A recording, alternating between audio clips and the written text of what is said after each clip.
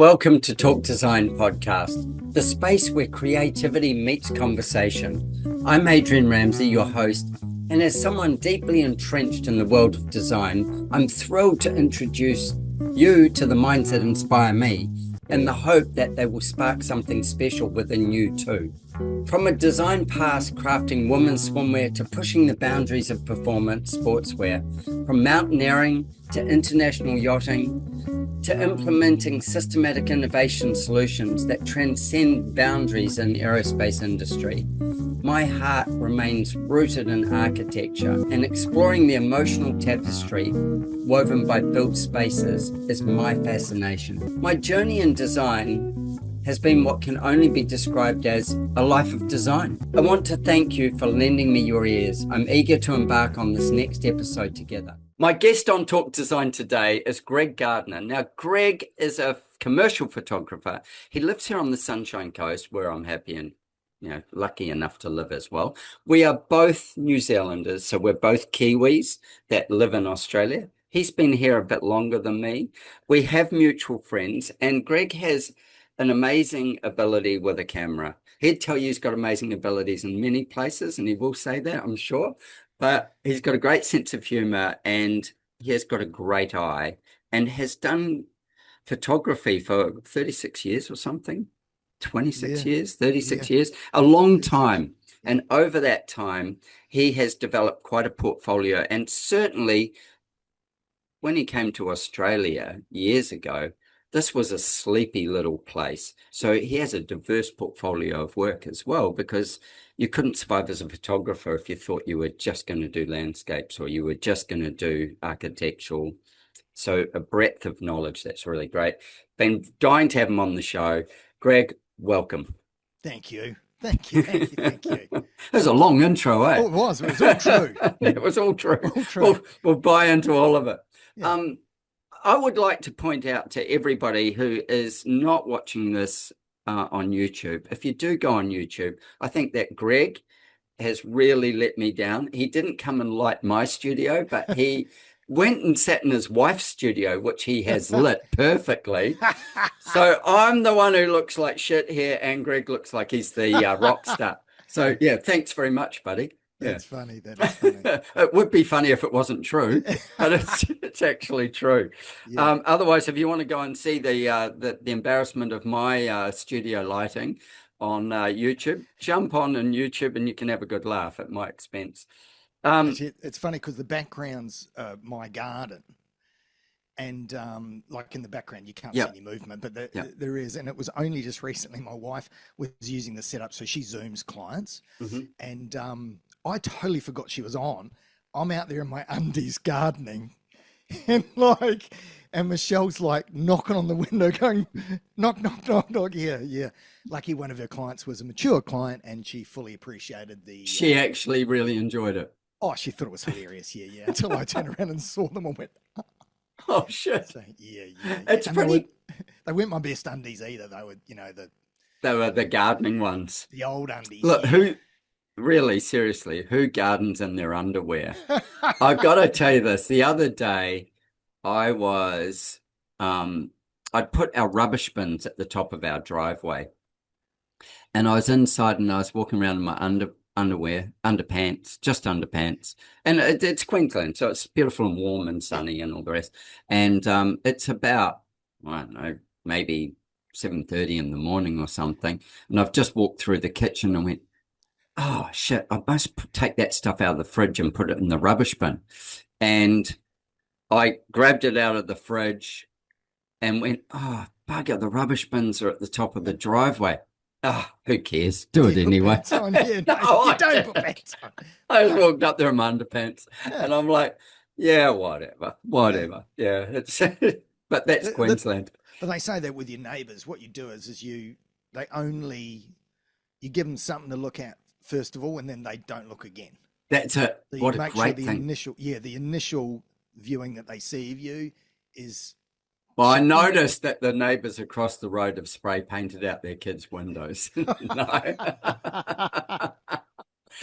Oh, that's hilarious. Yes. So you're a Kiwi. You were born in Lower Hutt. I grew up in Belmont, and so I didn't grow up, but I lived in Belmont through my adolescent years, went to Belmont Primary, went to Nainai Intermediate, And and learned how went to to Hutt fight. Valley High School. Yeah, learned how to fight at Nainai Intermediate, Yeah. and Hutt Valley High School. So you were born in Lower Hutt, Yep. Hospital. Grew up in Batoni. but you knew how to Batoni. fight when you came out. You came out swinging. So I Yeah. grew up and then had to play rugby, of course, because There wasn't any other games. Yeah. it's Batoni, and my mum requested that because she's an avid. I was probably the biggest disappointment to my mother is I never became an All Black. Right. You know, that's just I wanted to. What went be, wrong? Well, I always say if I was a little bit bigger, a little bit stronger, Just a little bit. Yeah. a little bit better skilled, I Mm-hmm. reckon I could have got there if I had all those three things. Like I wanted to be an All Black. You know, we all grew up wanting to be We All wanted Blacks. to be an All Black. I wanted to be John Walker. Oh, who didn't want to be John Walker? Yeah. How Yeah. good was he? Who was his second fiddle there? There was Rod two Dixon. runners. Thank you. You're good. Rod Dixon. I wanted to be John Walker or Rod Dixon, and I used to live in the hills, on the Western Hutt Hills in Belmont, and it was a mile to the bottom of the hill, and then there was about a mile beyond my house up the hill, and I used to run that every morning. I would be out there pounding that pavement up the hill a mile, then come home, sometimes to the bottom of the hill and then up. And that sits on the fault line. So the earthquake fault line. So the bottom of it's particularly steep. Yeah. But I went to Belmont Primary School and I used to ride my bike down there. But we weren't allowed to play with kids from Petone. No. No, it was bad enough. Petone, we weren't doing that. That was a no-no. So, I- a disappointment to my mother. Have you got an All Black jersey though? Oh, of course, always got an All Black jersey. But then I married an Australian, which, you know, is frowned upon. All made mistakes, mate. Yeah. So, you know, and Mum used to say, well, she can't come to Christmas. That's it. Well, that's fair. She's not bloodline. Yeah.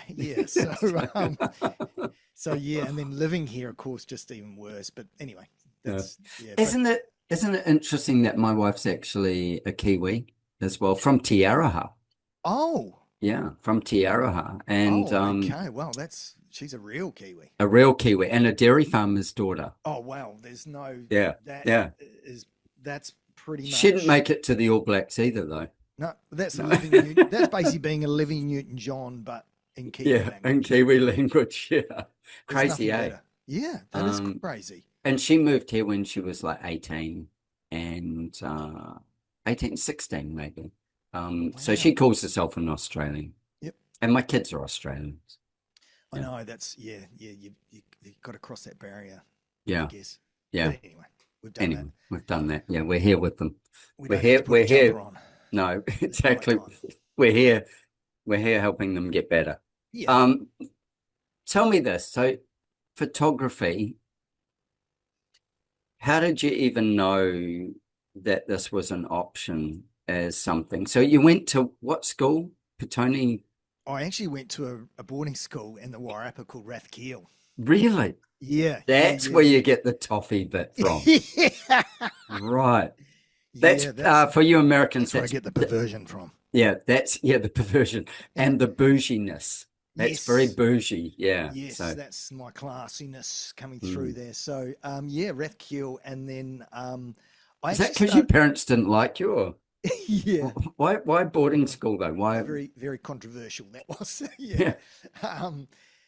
A long story. My mum remarried. My dad died when I was 3, and in a car accident. No. So and so my mum remarried when I was 11 or 12, sort of hitting high school, and I think it kind of worked out better in that sense. My brothers and sisters were 8 and 10 years older than me, so they were gone.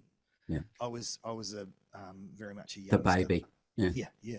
So I think that was a lot to do with it. Maybe Mum had the money to do it. Yeah. You know, in those days, I'm going to say off the top of my head, in those days, it was $10,000 New Zealand a year. What? For school and board. Yeah. Wow. Yeah, which is probably a lot. Well, if you looked at it now, that'd be well over 150K or something like that. Yeah. Yeah. So I'm not gonna, say it was good or bad, 'cause that's all I knew, but it was, I mean, you finished school for the day and you had, heaps of guys, heaps of mates around you, which was pretty cool. But then you come out of there not really knowing anything about women. Yeah. Because you learn about women from other boys that know nothing about women. Yeah, definitely. It's a common conversation. There's a little bit of a paradox on that one. Yeah. There's no end to that. So that was probably I would say that's the only downside to boarding, I reckon, in that sense.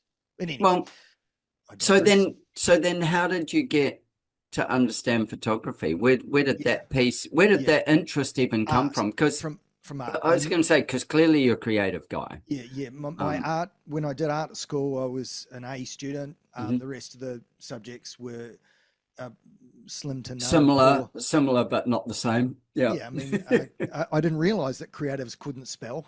Yeah. And at least I know now. Yeah, exactly. So, So you're dyslexic? Oh, yeah, I mean, yes, no, I don't know. One day you can spell beautiful and the other day you can't.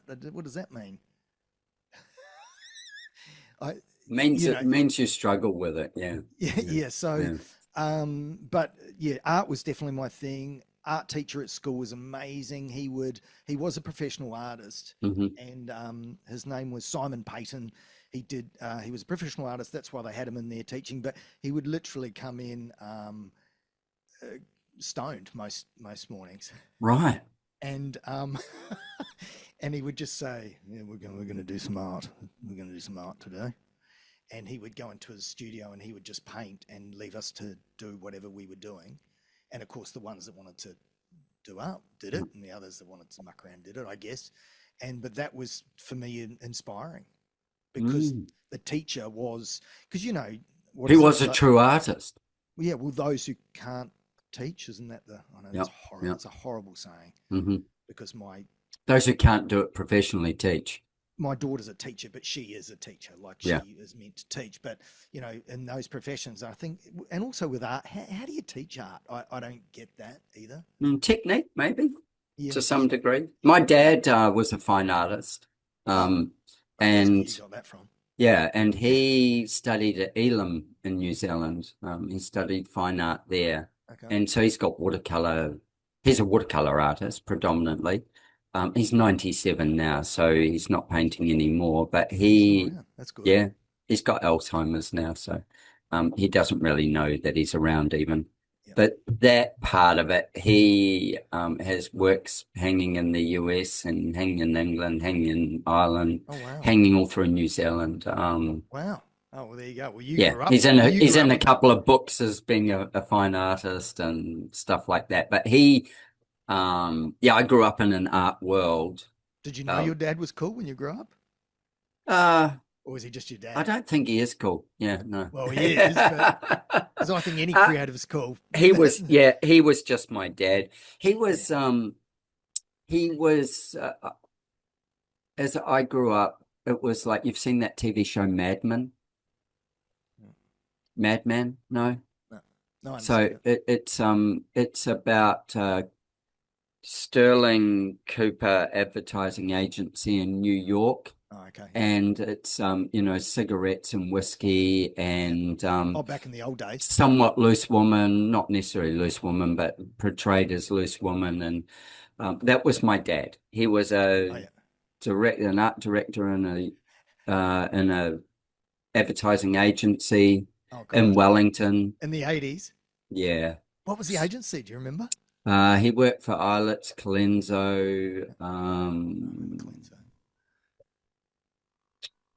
oh goodness, Carlton Carruthers de Chateau. What are some of the others? I don't know. He worked for various different ones over different times, and then he actually went and taught at Wellington Polytech for a short period of time as well. He did about 4 years there as a tutor. Would that have been more in the graphic design? It was called Visual Arts and Communication back in the day. Yeah. So that would have been 90s into 2000s? Maybe. I'm not very good with dates. Okay, cool. I don't think it would have been into 2000s. Maybe. He, That was Wellington Polytechnic. yeah, Wellington Polytech. Yeah, because I He, applied to get in there and I failed. oh, really? Yeah, because I Oh, wanted to do the graphic course in there. So yeah, it's just a right. funny Well, connection. that would have been, he would have been probably that person. Yeah, He that failed me. taught, yeah, that failed you. He taught, well, he's a bit of an anti-establishment guy. So Oh, I like him already. yeah, he's a bit of a rogue like that. I love him. He, and I'm trying to think of this guy's name off the top of my head, and it's Sir Robin, and he is the business partner and founder of Weta Studios, Wetaworks Oh, Studios. oh, okay, Yeah. So okay. there's two of them. They go all right. Yeah, they do go all right, Yeah, don't they they? go all right. So Yeah. he trained him, Oh, wow. and he Oh, was a wow. sculptor. Oh, And wow.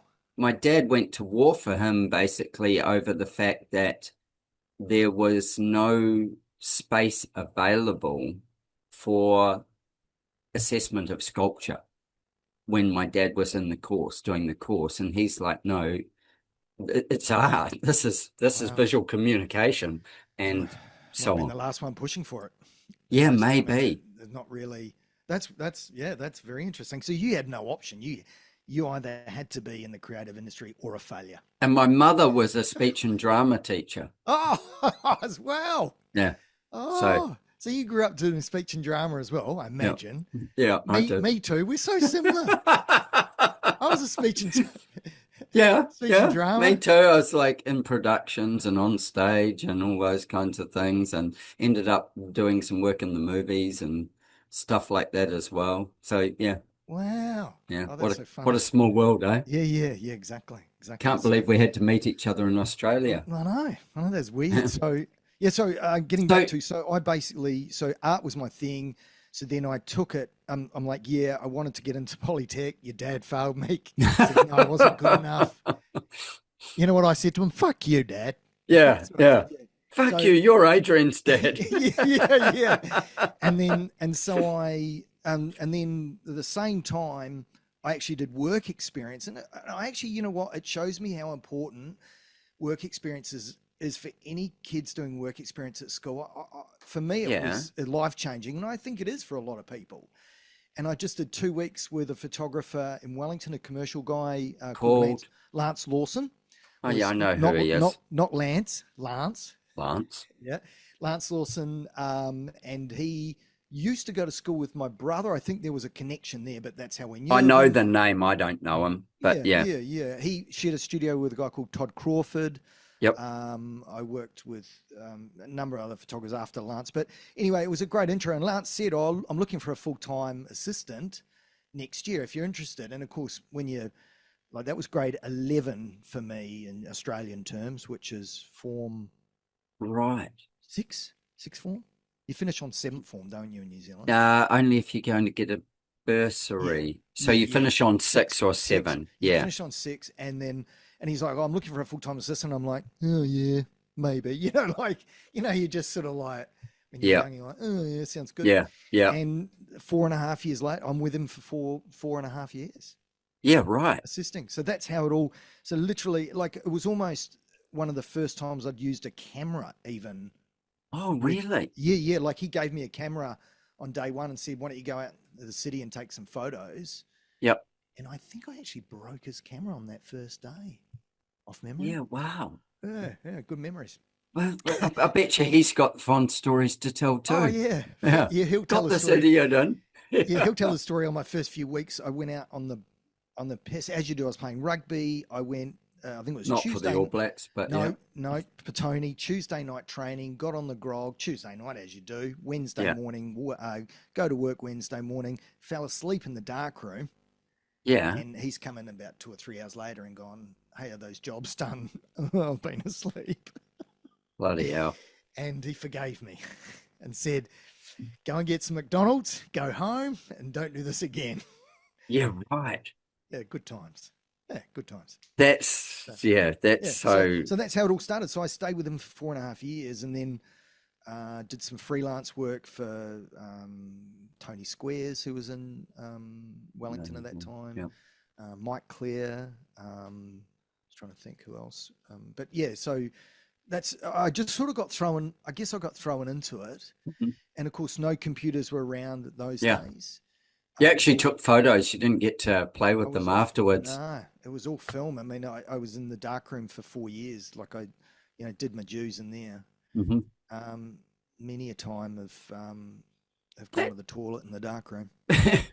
With that question, sorry, being in the darkroom, I've got a question. So, in the darkroom, how you're pulling the stops on a photo, you're doing whatever, you're actually doing what you do in post now, but you were doing it with the actual film. How much of what you learnt there supports how you do it now when you're in Photoshop or whatever programs you're using? Probably just the look of the image.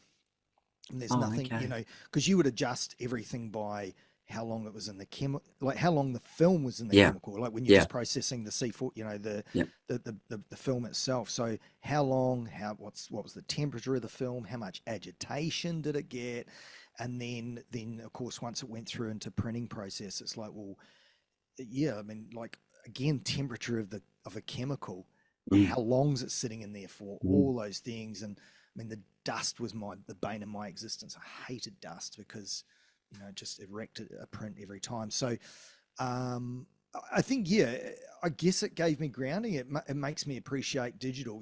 I know the kids these days, and when I say kids, early 20s, are all wanting to shoot film. I know there's wedding photographers out there that say we shoot a certain amount on film. And I say, why? Why?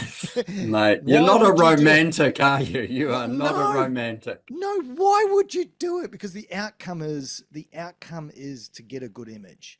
You're just putting roadblocks up. It's like saying, I'm going to go rally car driving, and I'm instead of using the latest and greatest car, I'm going to drive the Tirana around. Yeah, exactly. Like, you'll get there in the end. Yeah. And you might look cooler, granted. You might look cooler, but isn't that an interesting thing though?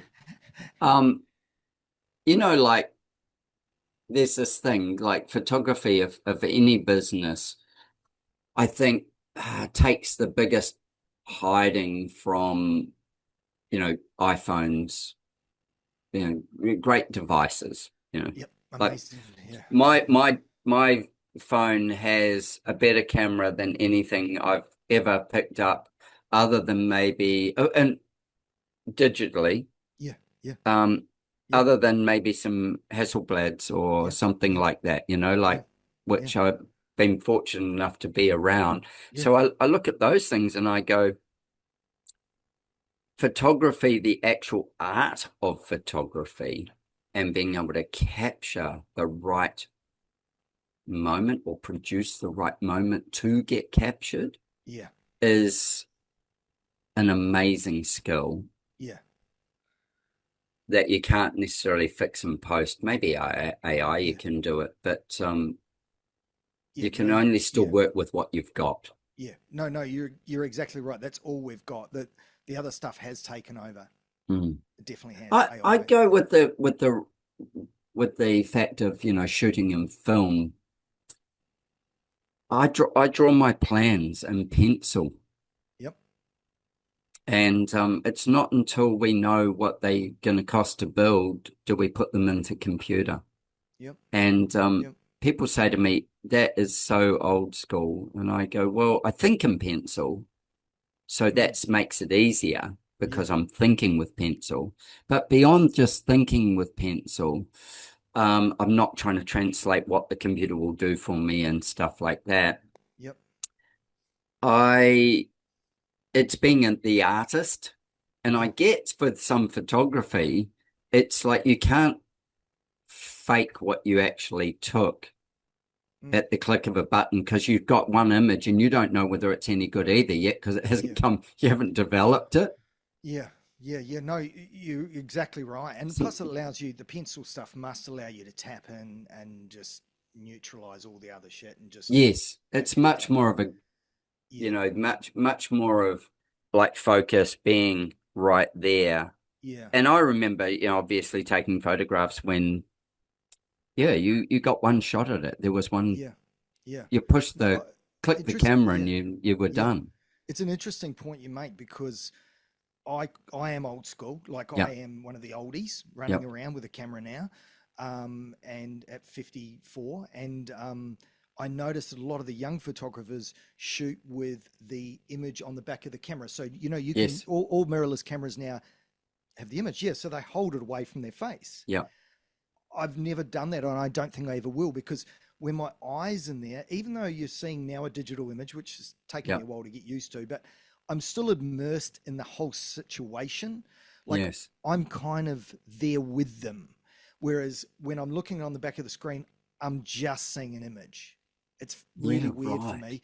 So I can talk like when I'm talking, so I've got my eye on the image, and let's say I'm talking to someone, or Yes, I'm shooting a bathroom and I'm telling this yeah, toilet that it's looking sexy, yeah, yeah. You have a whatever it good takes, looking toilet. What a whatever it beautiful takes. bowl. Yeah, Yeah. yeah. I might say, look at you, look at you. So, but if I'm looking through the camera, I'm immersed in their world. So I'm talking, yeah, like certainly if it's Wow. a person, I'm saying, Yeah. oh, and I will say, and I might say, oh God, that's beautiful. Now Yeah. I'm saying the image is beautiful. Not the person necessarily. Yeah. They hear that they're They're beautiful. beautiful. Yeah. Great, Yeah. Yeah. awesome. Just helps them shine.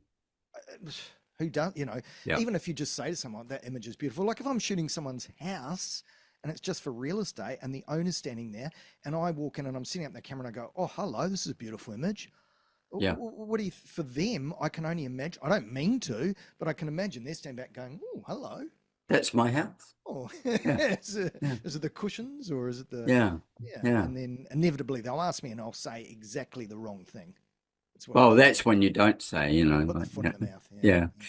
That's it. I think that's a really interesting thing as well, because whilst you're that narrows everything down to that field of view just through really Yes. one eye, Yes. and it takes out all the other Yes. noise and Yes. puts you present right in the space. Yes. Yes. Mm. Yep. The only other time would be if I'm shooting a conference Yep. and I'm looking generally if I'm shooting candidates and conferences, I'm looking for people to smile or being engaged. Right. I'm shooting out here and my other eye's searching for the next shot. Yes. But Gotcha. I'm sitting there waiting for them to pull that beautiful laugh, but then I'm Yep. still going, what's going on over there? So, but that would be the only other time. But that, yeah, you hit the nail on the head. I can be so immersed into what I see. Plus, it's a very 3D thing when I'm looking at it with one eye. Maybe it's because I'm used to it. Maybe. Yeah. Yeah. Maybe. I Maybe. don't know. I can see the attraction of it. I Yeah. just need to pause and close Yep. the door. So with that single view of focus, one of the things that I do when I'm going to look at a piece of land, so I do my land whispering sort of gig with my clients, is I go, you've got this, not always a view. You may have a landscape, but you have something that you're looking at. And you've got to make a decision around what you're going to see from where in the house, or what's the property offering you, what's that piece of land offering. And either you're going to create the view by landscaping, or you've got a view, you've got something to look at. And that point of I don't actually like to be there with the owners and things like that, particularly when I'm first doing it. I like to be very centered and present and being able to observe it for myself and find what my heroes are. And like you were saying, so when you're looking through the lens and you're cutting out all the other noise, Yeah. tell me, yeah, I go as a designer, viewpoint, or the viewpoints that we're going to enhance or take in to bring the outdoors into the inside of the house, or even if we're doing interior design, what are the viewpoints we're creating internally? And, like, should the door swing open in a bathroom and you see the toilet? No, it shouldn't be there. Should it swing open and should you see a mirror? Maybe. Should you swing open, should you see a vanity? should you see a shower box? What should you see? So tell me from that point of view, as you know, you cut the noise out and you're kind of observing it in pieces. Yeah. Tell me Well, about that. lucky. Well, we're lucky we can do that, because I've always felt, okay, it's always restricting when someone says, look at that view, it's amazing. And you go, Mhm. yeah, it's special. Can I capture that view on, no. Video, a bee's dick Yeah. above that, sure. But no, you can't, because of the sound, the smell. And but I always say, well, our eyes can see telephoto and wide at the same time. That's something our eyes can do, but a camera can't. It's either seeing telephoto or it's wide. There's no other option. When I say a video can help, because a video, you can be using a telephoto lens to really reach that view forward. So let's say the Yeah. view's in the distance. Yeah. So you reach the view forward and then they can pan across the screen. So you kind of get a little bit of wide going on, but so that's why we're so restricted. Our eyes are just incredible that we can see, and we get that three-dimensional vibe as well, which Mm. always on a two-dimensional object.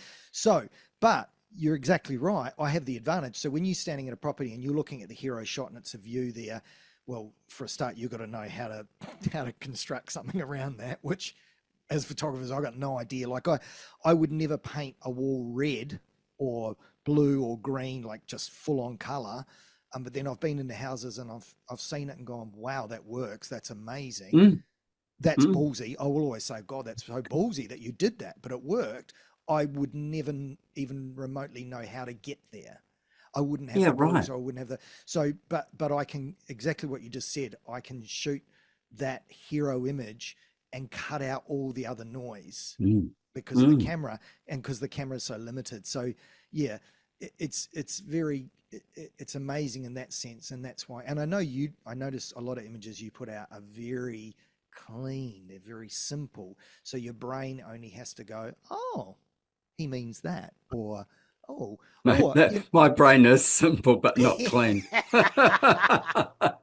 it's like, what is it? What's that I'm saying? I'm dealing with everything I've got, man. I'm maxing it out. What's that saying? I'm not sick, but I'm not well. Yeah, yeah, Yeah, exactly. yeah. Pick me. Yeah. So, but I do love that, and of course, black and white was always good Mm, because it simplifies mm, it for us. It's like, mm. oh, you want us to look at that couple are kissing, not that they're standing in a field of beautiful Yeah, tulips that are red. yeah, You yeah. just want to. So, Our so eye yeah, gets to play just with, yeah, a gradient of color that way in black and white. It, yeah. yeah. Chase That's so. Jarvis does a lot of his stuff with black and white. And certainly his podcast and stuff he shoots, or Chase Jarvis Live, he shoots in black and white. Yeah, Um, why not? Why wouldn't you? yeah, and he says because I'm a photographer and I can get all the mood with black and white. I love it. Color's just the distraction to the mood. I love it. And it's only our brain that's Mm, the only reason why he's doing it. mm. I mean, of course, Interesting, eh? yeah, it's very cool. And that's what I guess what you're saying. And yeah, when I look at, so when you look at that hero image, you're standing at land and you're looking at the hero image, you're thinking construction Yeah. or I'm thereabouts. thinking what part of it tells the story beyond the expanse. So an example would be, let's just say we've got a big sea view. How close we are to that sea view determines how many lights will be between it and the shore.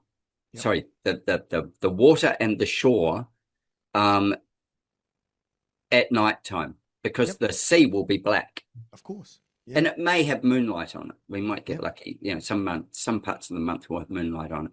yep, But the sea will be black.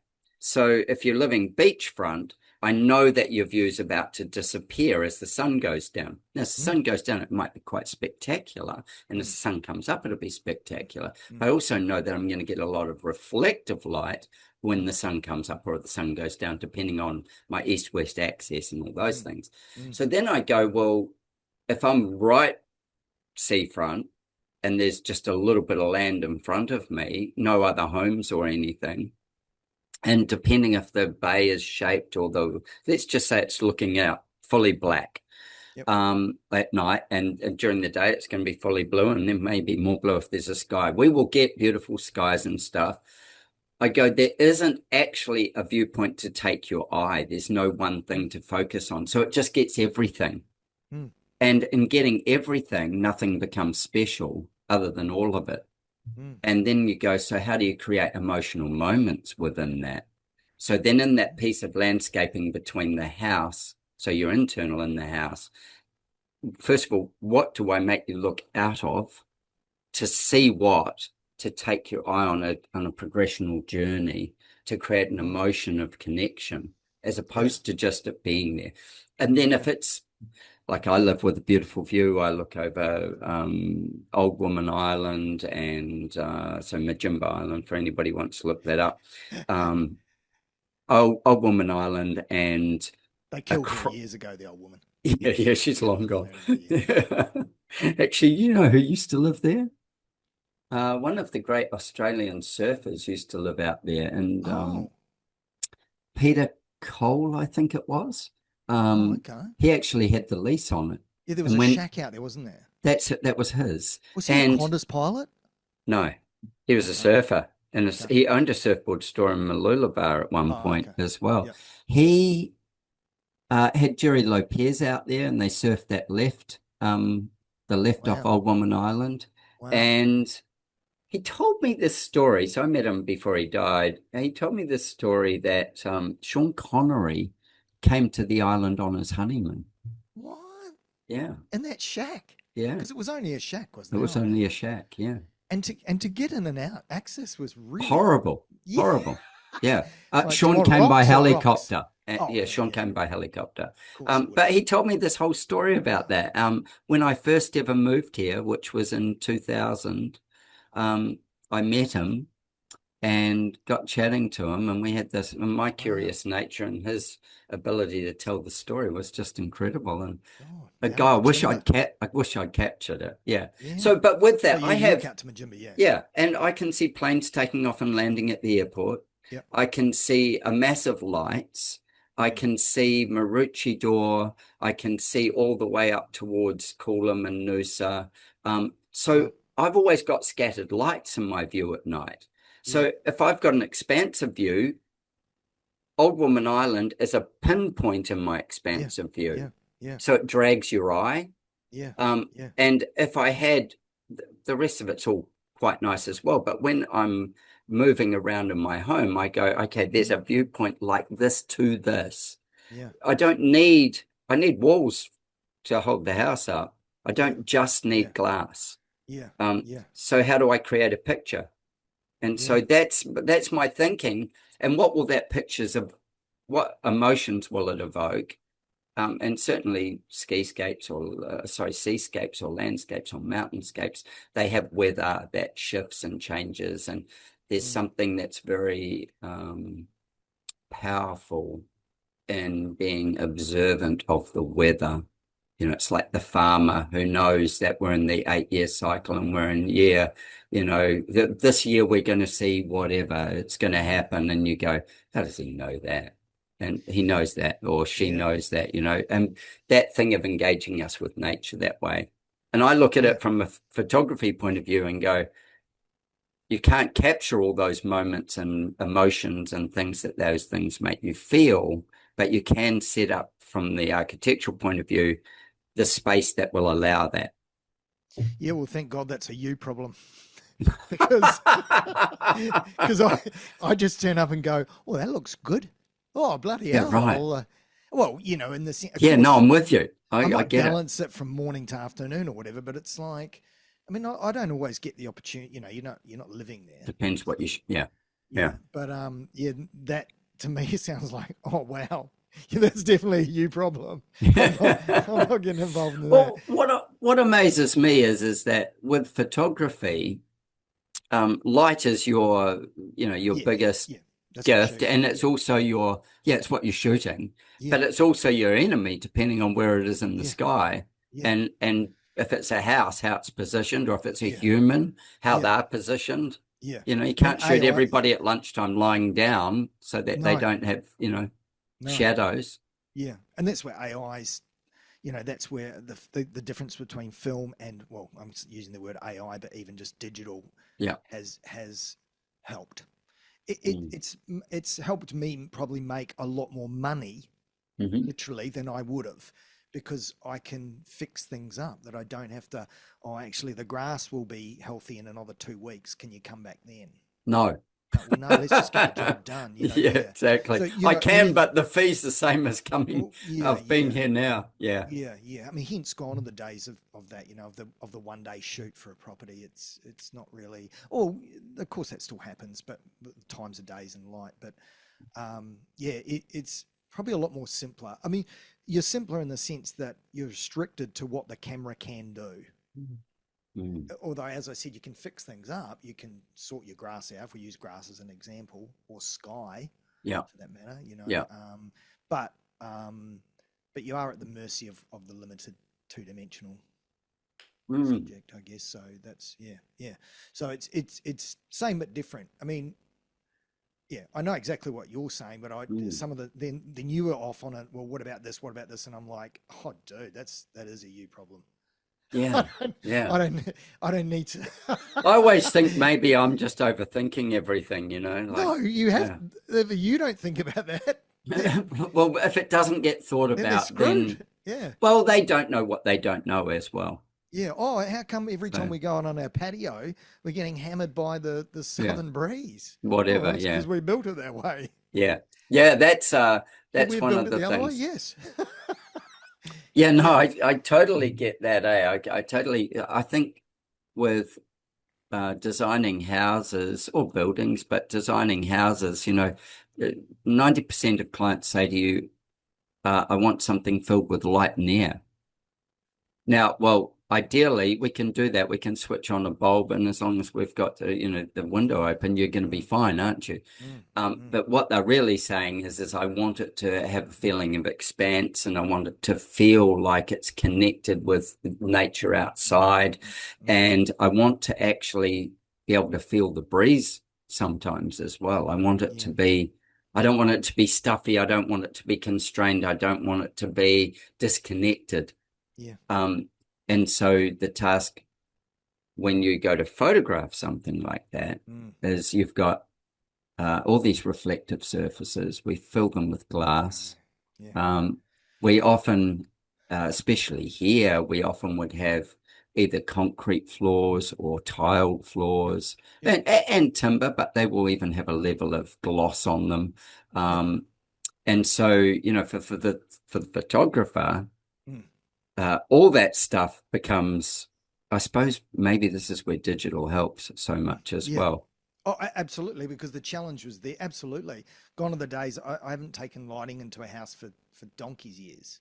Right. You know, I mean, there's little. I have little porty lights that I might light up a Yep. shower or something, but there's not a lot of point because you can do it all in post. But Yeah. yeah, so no, yeah, Being a technician on the computer is just as important, or probably more important than being, no, just as important. unfortunately, but Yeah. you can get in the zone. You can be in the art zone when Mm. you're using a mouse. I don't think I used a pen No. for I used a Yep. pen for quite some time because I think that was still in my brain as like, you know, a pen mouse. But Yep. then I was just like, I don't need to do this anymore. It's just transitioning. You Yeah. know, like I don't need to. My brain can still think colors and shapes. Yes. I'll listen to music a lot when I'm working because it again just taps me in. Yeah. Right. And crystals too. I know that sounds really weird, but if I, I, I I'm going to put good money on that. Yeah, if I'm holding certain crystals in my hand, I can way tap in a lot better with colors and shapes and stuff. Come on. Okay. You've opened Pandora's Sorry, box. Here we sorry, go. but it's just Let's do this. What kind of crystals? for me it's quartz, just plain old simple clear quartz. Yeah. For me, I find that the best. Yeah. What else would I run with? You know, I don't want to be holding a crystal and then I all of a sudden have the urge I've got to go home and make love to my wife. Right. Don't want to do Do you that. have a crystal for that? Not during work. Not, Not during work time. Well, you need to get her the crystal that she wants to tolerate you. Oh, it's me. It's not, it's got nothing to do with. Yeah. No, I don't have the magic pill. If that's what you're. Yeah. I was about to say, if you've got that crystal, I reckon you can just go to our Shopify site. You can get it with a beautiful photograph. Yeah, exactly. So I definitely do that. And smell. I'm a big fan of essential oils, so I will diffuse oils in the studio as well. So like what? Lemon essential oil is probably one of the best just to help you tune in. Definitely. I mean, probably not lavender because it'll make you go a little bit sleepy. Yeah. But see, I have a couch in my studio, so I was only just saying to the wife before, because she was not sleeping a lot, and I said, "So you should try my couch. I sleep in there all day." Yeah, exactly. It's like 20. Like I'll set my. So I'm sitting on the computer. I'm like dozing, just dozing. Yeah, you just get to that eye tiredness, and yep. So I'm like, okay. So I set my alarm for 15 minutes. Mm-hmm. Because I'm in a studio that can totally blacken out everything. So of course. Black. Yep. So pitch black. Lie down on the couch. I reckon I'm out within 1 or 2 minutes, and I get about 12 minutes. The alarm wakes me up. I'm straight back in, and I'm way more productive. Yeah, right. And probably because I'm lucky. I can zone out very quickly. I can too.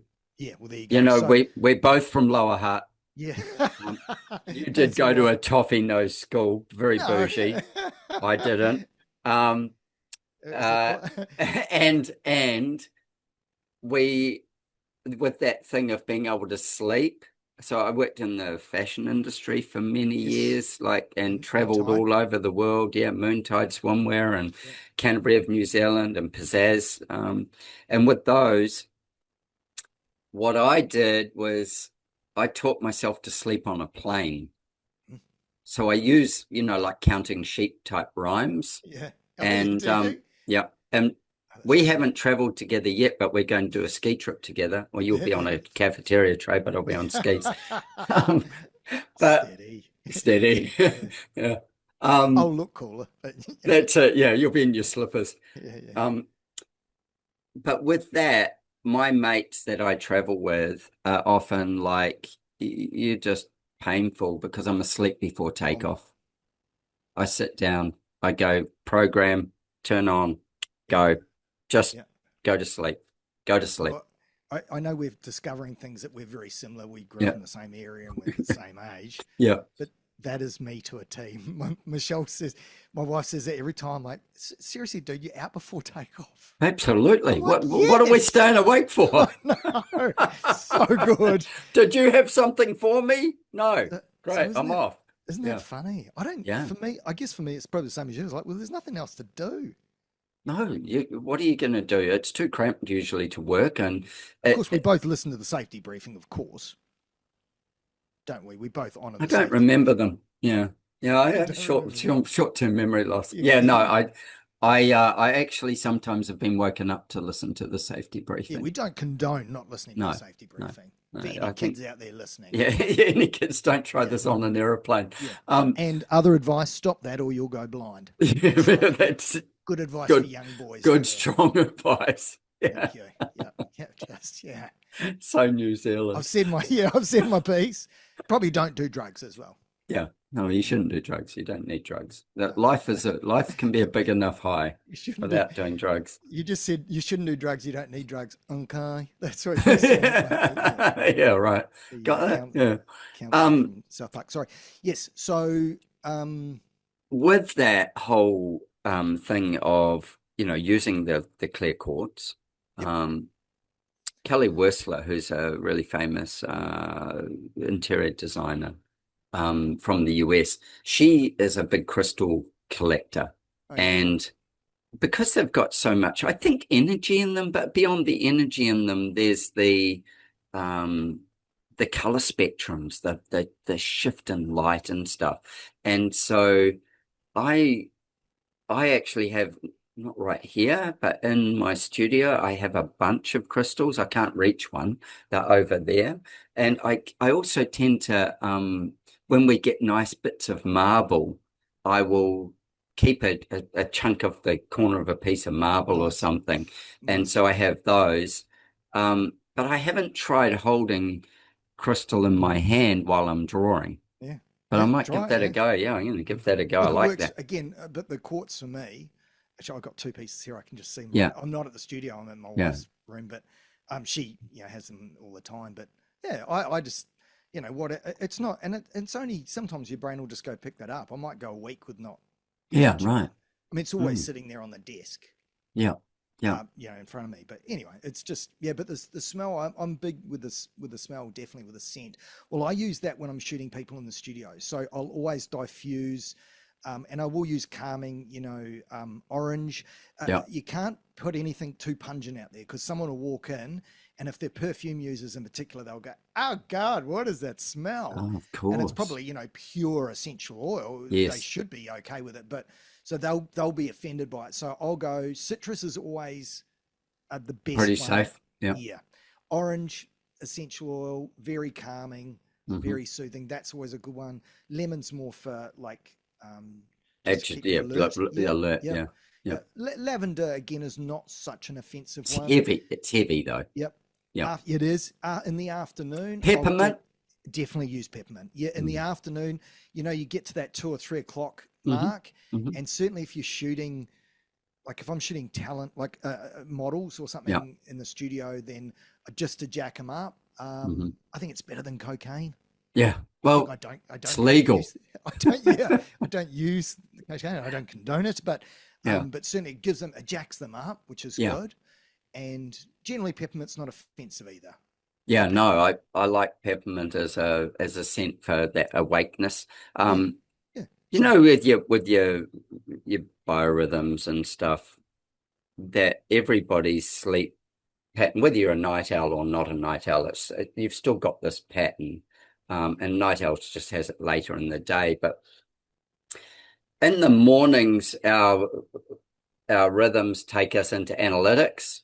So mornings will be analytical, and then we'll get our low around that 1, 2, 3 o'clock something, and then we get another high after that, which sets us up for sunset, and then sunset takes us into a more calm low thing.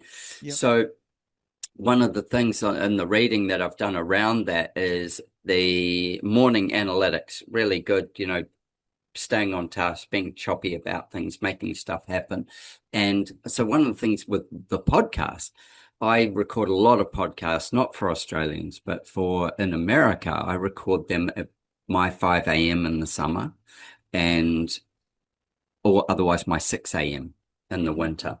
And the reason I do that is I'm in analytics, but they're in the afternoon. And because they're in the afternoon, they actually, that next stage is your creative phase. Yeah, nice. So they move into creative phase really quickly and easily. And you're crazy enough to be in your creative stage earlier. Yes. Well, I don't have to be creative. I just have to be listening. So I'm more running in analytics. Oh, okay. Oh, I can see more. Okay. So I can get to use my strength of the analytics and the curiosity and then play against their creativity. Okay. And they bring that really easily then, probably because of just that natural rhythm and lull that happens. Yeah. Super interesting. Wow. I haven't tried the aromatherapy thing with it. Only in the wellness space have I done that. But I think that it'd be a really interesting experiment when you go to someone's house. Like I get to visit houses. I like and that. To actually take something with a scent in it. Yeah. Or you're just wearing it. You've just got it on your skin. Yeah, yes. Or I was going to say, take them a diffuser with, something like, sticks or whatever. So imagine taking them, if you're going in the afternoon, taking them peppermint for the meeting and having it sitting, going, oh, God, I gave you this gift, let's put it together kind of thing. Yeah. Or as you say, wear it yourself. Wear it yourself. That'd be an interesting thought. Don't put thought. peppermint on your testicles, kids. Right. That's another, another saged piece of wisdom. Yeah. Don't put peppermint oil on your testicles. It's or hot. in your eye. Or in your eye. In your eye, yeah. Yes. It will hurt. Yeah. Yeah. How many times does a man have to do it? How many times does a man have to do that before he goes, oh shit, I probably shouldn't put peppermint on my testicles? Exactly. It's like that thing when you've got what is it called? Oh God, it's gone from my mind. I used it yesterday. I've got my sore knee at the moment. It'll come to me. There's a lot of shocking words that are going to come out of my mouth. It was Tiger Balm. Oh yes, yeah. You don't put that in your testicles, kids. Yeah, or in your eye. No. I did Tiger Balm, you did, didn't you? In your and eye. then I took my contacts out. Yeah. About an hour and a half later, and I went, "Whoa, come on, mate, man, that's hot." Yeah, still, yeah, that's crazy, eh? That's not growing up yet. I washed my hands before I went to bed. Back on track. Yes. Back on track. No. I knew I would drag it down, and I apologize. One of the things with that, utilizing those other external things, like for the mood, like you said, the music as well, having a playlist, having the scent, having those crystals, and then that, I imagined maybe it just focuses everything. Maybe it's like triggering transition into this is what I'm doing. Yeah, definitely. I mean, stimulants don't last long. That's the problem. Coffee, if you're a drug taker or whatever, they don't last long. That's the trouble. Sugar, I mean, like I always have this rule, sometimes I turn up and there's a photo shoot and they've got they've got a lolly bar there, and it's like, mate, like lollies for me, if they come out no earlier than 6 p.m. Right. And it might get you through the rest of the day. Like if, because of the sugar rush. Yeah. I remember I used to shoot weddings years ago, and they'd have a lolly bar, and it's very famous, and people would walk in, attack the lolly straight away because they're there. Oh, the lolly's there, right? So you've got a wedding. They've all walked in at 6 p.m. The wedding is jacked by 6:37. Like it's pumping.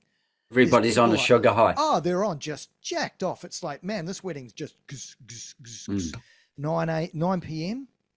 Good night. Yeah. It's finished. And I've seen it many a time. So that's what I'm saying. Like stimulants during a shoot, that's where it's just, it's got to be natural. I mean, I know coffee's natural, but I used to, like, obviously in the fashion industry, do a lot of model shoots. I'd be involved. I wouldn't be modeling anything. I'd be involved in dressing and, oiling. Yeah. Well, with swimwear. Or someone had to do it. Yeah, it was a job. Actually, in swimwear, one of the most interesting things doing swimwear in New Zealand, that is a big challenge, is if you're shooting on location, you're usually shooting somewhere around late March, maybe as late as June. Yeah, and so the weather's crap. Yeah. So you've got a model who is, the model who's got almost nothing on, and their skin goes all blotchy and all the rest. And I know the hours that I've spent rubbing legs, rubbing arms, just to rid of blotchiness. Because the girls would there'd be groups of us just, trying to rub heat into their body because they're standing around at the seaside with a bloody breeze on them, trying to look like they're in the summer. Some of that stuff. It's got to be comfortable. It's got to be comfortable. And of course, our challenge here too is it's too hot. Too hot. Everybody's got sweat rolling off them. So no, that's all important. I'm lucky in the studio in particular. My studio is actually an old industrial freezer. Like it's really? Yeah. 80 square meters. It's massive, and it's like an industrial freezer. So whatever temp I want to make it, it stays. Just you can actually, you just set the temp and just in being in a big esky. So wow. So, a chili bin. He really means a chili bin. For the New Zealanders, that's a chili bin. For the others, it's an esky, and I don't even know what the Americans call it. A cooler. A cooler. They do, don't they? Yeah, taking a cooler. So so that is all important. Definitely, of course, with people. Definitely with people. And I guess, and I liken that to shooting properties in particular, and architectural stuff is course, winter is my prime months. Hmm. Give me cold, give me winter anytime. Hmm. Yes, Clearer granted. skies, Yeah, yeah. It's just it can the get very light smoggy. color. Yeah. It's almost like having a bit of a filter on your lens in the summer. You know, it can be Hmm. that wet. Yeah. The Yeah. atmosphere's that wet, as you know. Not so much smog where we are. I mean, mate. No, but more humidity, Yeah, just dampness in the atmosphere. So yeah. like I do a lot in Austin, Texas, and they say that they get humidity, and I'm like, you don't know humidity. Go Humidity is like, in the Ozarks, that's humidity, Yeah, or, yeah, like up in Minnesota where it's buggy, it's like, those exactly. are bugs, Yeah, or, yeah, Montana or somewhere like that. We yeah, watch yeah. the, Yellowstone, but they never show you the bugs that would lift you off your horse and carry you Really? away. Well, of Oh, course, no, yeah. I wouldn't see that. Yeah. Do you reckon? Do you reckon that's why? Okay, I'm going to throw this out there. You know, generally, California, Hollywood, Mhm. around that area is always very smoggy. LA known for its smog, right? Yep. Well, There's a it's good always reason for that. is there. Okay, I won't. Well, I'm sure you'll know. I don't know, but I'm thinking, is that why they started shooting films there? Because the light is way softer. But it is really well filtered. Yeah, Yeah. that's what I No, mean. You don't need a big softbox. it's because They're perverts. they get June, yeah, they get June gloom as well. So they get a fog inversion layer that comes off the in June. Uh, Is that off the Pacific? if you're in Los Angeles and you're there in June, Yep.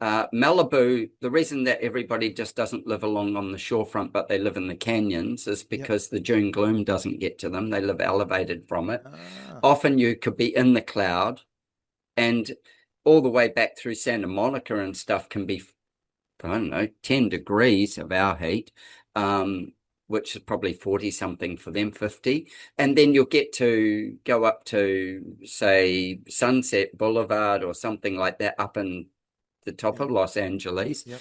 And you'll be in what would be 35 degrees of heat, 40 degrees of Oh. heat. Okay. So Oh, there's okay. that. Then the Okay. pollution sits against the hills. And so it traps. So those coastal breezes hold it against the mountains at Oh, the okay. back. That's one of the reasons why it struggles, or those are reasons. And in the summer, you'll get, and even in the winter, you'll get those inversion layers of cloud, Yep. the Yep. cool air holding it in Oh, okay. over Okay. that That mountain makes sense. range. So Yeah. it's not necessarily pollution. Uh, there's a fair bit of pollution, Well, I but guess yes, the it's pollution's being mixed. trapped, It's I guess. mixed. It's being trapped up there. Yeah. Yeah. Yeah. Yeah. But then you do get these beautiful, for photography, Yeah. you get this beautiful filtered Yeah. light. Yeah. Yeah. It's a bit Yeah. like, here we get bushfires, and you'll get a bushfire that's not right here, but it's somewhere, I don't know, Yeah. within 100 Yeah. kilometers or something. And Yeah. we get that beautiful light out of the And bushfire. the sunrises are just Yeah, gorgeous. I just know. settles I everything. know. Your But eye you're can not look allowed out to the go and window in light a 2 seconds. fire just because you've got a gig the next week or the next day. Yeah. No. Yeah, it's Allegedly. interesting, eh? Yeah. No, it is. It's very interesting. I want to share some of your photos, Oh, cool. and these are a random bunch of photos. So Are these all the ones of me? I'm not going to share those ones. They're just not healthy. Thank you. Yeah. Thank you. I Um, appreciate that. you're so welcome. Um, I'm just going Oh, to, because that's at not the me. top of my screen, I have a whole lot of, whoa, what happened there? I didn't want that. I didn't want that. I was looking at some fireplaces earlier. So, Oh, that's my website. yeah, let's get out of that. Let's do a stop share because I've lost what I was doing. Yeah, just in case those photos of me do get exposed. Do get exposed. It was Let me it was go a back, party. I and drank too much. I don't know what happened. Someone spiked my drink, I think. it was definitely somebody spiked your drink. So when I'm going to go and open that file again that you gave me. Okay, cool. I've got that. Now I'm going to share it. And I'm going to go share. There go, share. Yep, takes me a little bit to get my head around all this. So I want you to talk to me about some of your images. And obviously, there's a wide range of things that you've done that we've got in this little file. Hmm. Um, magazine cover. Yeah, right. Tessa And Wallace. Tessa Wallace is who? She's a local girl that was swimming for Australia Yep. in one of the either Olympics or Commonwealth Games. I can't remember. Sorry, Yeah, Tessa. right. Yeah. But I kind of like it again only because it was like some images. You've got artistic persuasion, or you've got Mm-hmm. directors on board. Mm-hmm. Or a graphic designer that might be saying, "Hey, we want to get this image, this image." Some of the proud images are as just like when it's not necessarily my idea, but we both go, "Oh, what about this? This will look cool." Yeah. Yeah. Well, it's a highly captivating photo. Like Yeah, she's you, just lying in water. I mean, yeah, you want to, her eye contact with it, mm, everything makes you want to mm, look at her. Like you're looking in her eyes. I think that's more of it than anything. The fact that she's in water, but her eyes grab you and hold you in mm. position. Yeah, I think Um, the color. I think I altered the color for the actual cover. I can't remember now, right. but I just like it that natural blue because that's pretty much, that would actually be natural color.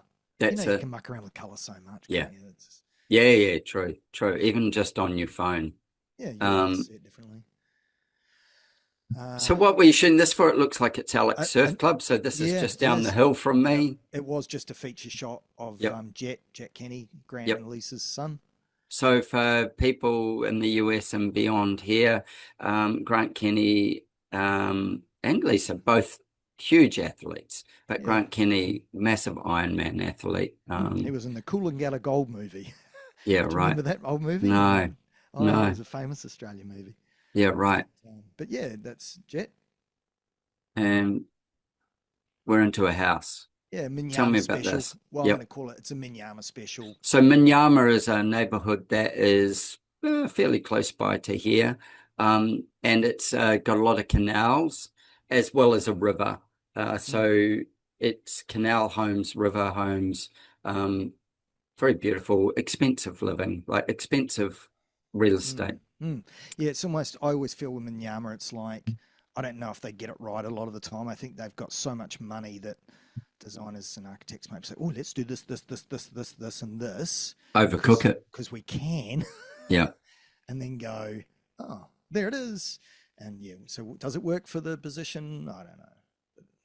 This house is pretty beautiful. Like, I Yeah, mean, it's not. I mean, I wouldn't say no to it, but yeah. I mean, it's got that brutalist kind of effect and stuff. But you turn up to a house like this, mm. and how do you choose to take this shot? Oh, well, you're running. It's the old running gun type thing. You're sprinting around the property because you're trying to give the client as much as you can in that time. In that short amount of With time? this particular shot was for a sale. It wasn't for Oh, a builder. right. Like if it was for a builder, an architect, or a designer, it's easy, because I can take my time. And Yes. people appreciate that. And then, but with this was just a. But I always look at the downlight on the right hand side, top Hmm. of the image. How do you change that? You have a big ladder. Yeah, And people, exactly. and people don't have big ladders in their properties. So a lot of the time I turn up and these properties are more than a few years old. Yeah. There's lights out everywhere. Yeah, Oh, right. can you get That's those? Can you interesting, get those eh? bulbs changed? Oh no, well no. So, Yeah. I was in Los Angeles and I was at one of Frank Lloyd Wright's designed houses he'd designed in Los Angeles, and I'm doing the tour, and there's this cupboard at the end of the, oh, it's kind of in by a living area, and Like a storage cupboard. yeah, like a storage cupboard, and Yeah. it's got a door that is, I don't know, say 5 meters high on it. Oh, And and how wide? oh, the cupboard itself was probably so 3 5, 15 feet high, say for you Americans, and the cupboard was probably width-wise maybe about 2.5, 3 feet, so a Oh, meter. wow. And so the guide says, "Does anybody know what this cupboard would be for?" Oh, I know what it's And I for. said, "A ladder." Yeah. And since then, if I'd designed this house here that you've shot, I would have had a Yeah. ladder cupboard. Yeah. Well, Yeah. And I otherwise would you. have had a padded ladder that sat in there as well. So Yeah. it would always be an electrician style ladder where it was fiberglass. And Yeah. then it would also be fully padded so you couldn't bang it into the walls and ruin things and stuff. Yeah. Isn't that interesting, eh? Yeah. That's that Yeah. As you say, how do you get there to change the light bulb? Yeah. You use a scissor lift otherwise. Yeah. Yeah. Or a Sparky comes down and deals with the Uses problem. their scissor lift. Yeah. Well, as you can see, the ceiling's not, it's Yeah. a fair It's way a out long the way way. out. Yeah. Yeah. So Yeah. same house. Yeah. So yeah, same house. Mm. And again, Great aspect. yeah, Can't show the view so much because you're shooting with a wide angle lens, so the view just pisses off into yeah, right. nothingness.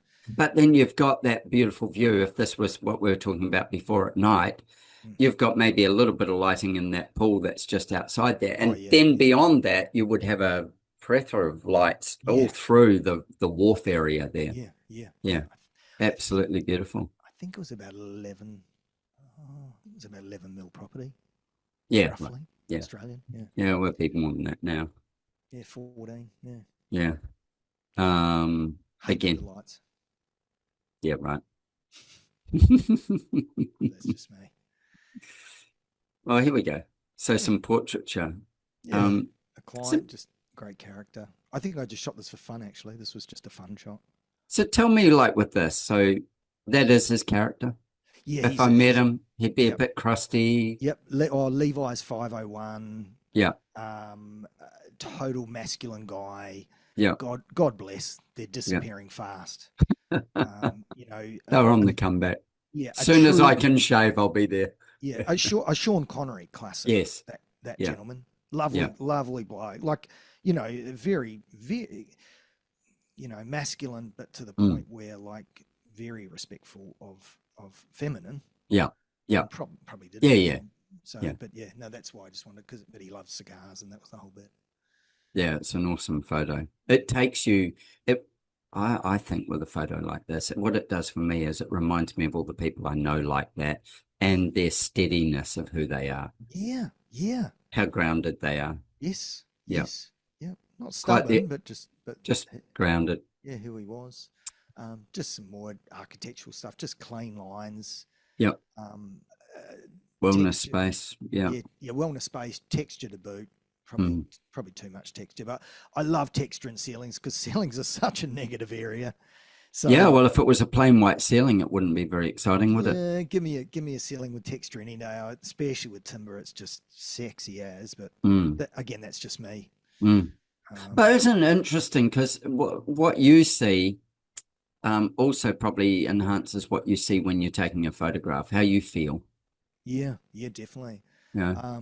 I love skylights in bathrooms. God, I love skylights in bathrooms. Right. Which of course you can only do if you're a top level, but I've got a challenge at the moment, which is I'm doing a property in the UK and it's a heritage listed property. And we just got back our heritage report, which they pretty much said you can fix some of these things that have happened to the house over the years and don't think that you're going to do anything that you want to do. So everything we've asked for, you can piss off, but you can fix some of the other stuff that we think should have been fixed years ago. And of course, that isn't going to be the outcome. So I was drawing the property again last week and I went, so they'd really love no windows in this room. And it's a bathroom, an ensuite on the second floor of the house. So there's no third floor. There is 3 floors, but there's a basement and then 2 up. And I went, okay, cool. So I've given 2 options currently. One is it's got a skylight that has a 2-meter diameter on it. So it's 6 feet across. Wow. And that would just pull the whole room full of light. And it's England, so you don't have to be too worried about overheating. True. And then the other is a full conservatory roof. Oh. And then they can have their 2 blank walls. If that gets me through, I'll go full glass. But that skylight thing, and it won't be, I would do it so that it was switchable glass, so that it would put switchable film on there. So we could, if we wanted, take the sun out by turning on the switch or turning off the switch and then it would fade over. Have you ever done that in Australia? A conservatory? No, I've never done a conservatory here, but I have used that switchable glass on showers and stuff. And but no, I've never done a conservatory. I don't know where you do it. Tasmania, maybe. Yeah, there'd be maybe plenty of Adelaide. places. Adelaide. Yeah, yeah, Yeah. maybe, yeah, when it gets, Yeah. yeah, There would be spaces. Yeah, without a doubt. yeah, This photograph, I really love this photograph yeah, because the kid is actually the hero of the yeah, photograph, yeah, and yeah, it's all about a staircase. Um, I have this thing about having people in architectural photos, yes, and all of a that you sudden, like. I love it. It humanizes it. I love them Yep, to be ghosts as well, yep, like yep, moving. yep. But this, because you can't have every photo with a human in it when it's an architectural piece, like Mm, mm. it starts to look twee, or that you've got some weird thing going on. It's like having, a cat in every picture, or Yeah, yeah, a yeah, dog in every yeah, picture. It's like, yeah. It's got, yeah, yeah, it loses its impact. yeah, yeah, But yeah, here, yeah. black and white, and the kid, And I think. I just looked at the image thinking, oh God, that's not the finished image either. Because so what we would do in post now is correct all the edges. So you can see curvature. Certainly, you look up the top, you look at the line of Yep, the top, and yep. it's not. So I've just looked at that and just done a little bit of sick in my mouth, thinking, "Oh, good one, Greg. Going, You grabbed surely one of your that old doesn't, ones." yeah, surely it doesn't hang down like that. Yeah. Yeah, so sorry about that, everybody. No, it's My all good. apologies. I'm looking there going, that would have been tweaked in a heartbeat. Yeah, And again, this is where you don't need to shoot 4x5. You don't need to shoot tilt shift anymore.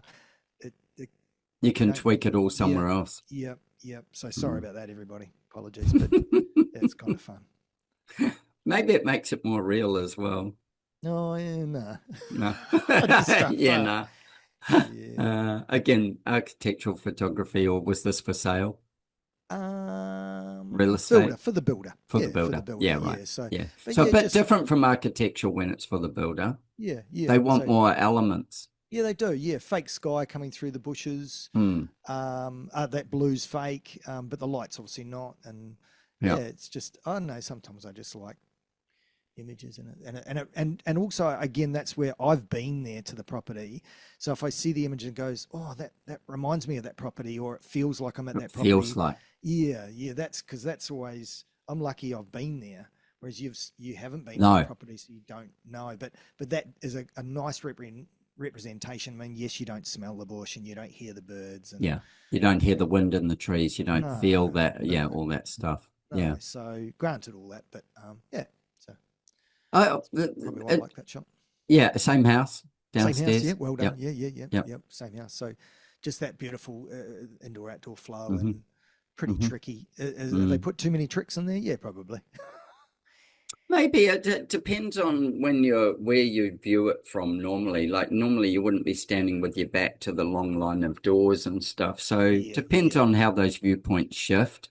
yeah. Um, I don't get the fireplace, but that's just me. I've never been a fan of those of hanging those ones. hanging No, fireplaces. don't see the point. I don't see the point. So I might have to censor this one. Oh, sorry. Yeah, sorry. No, That was. it's all good. So I'm kidding.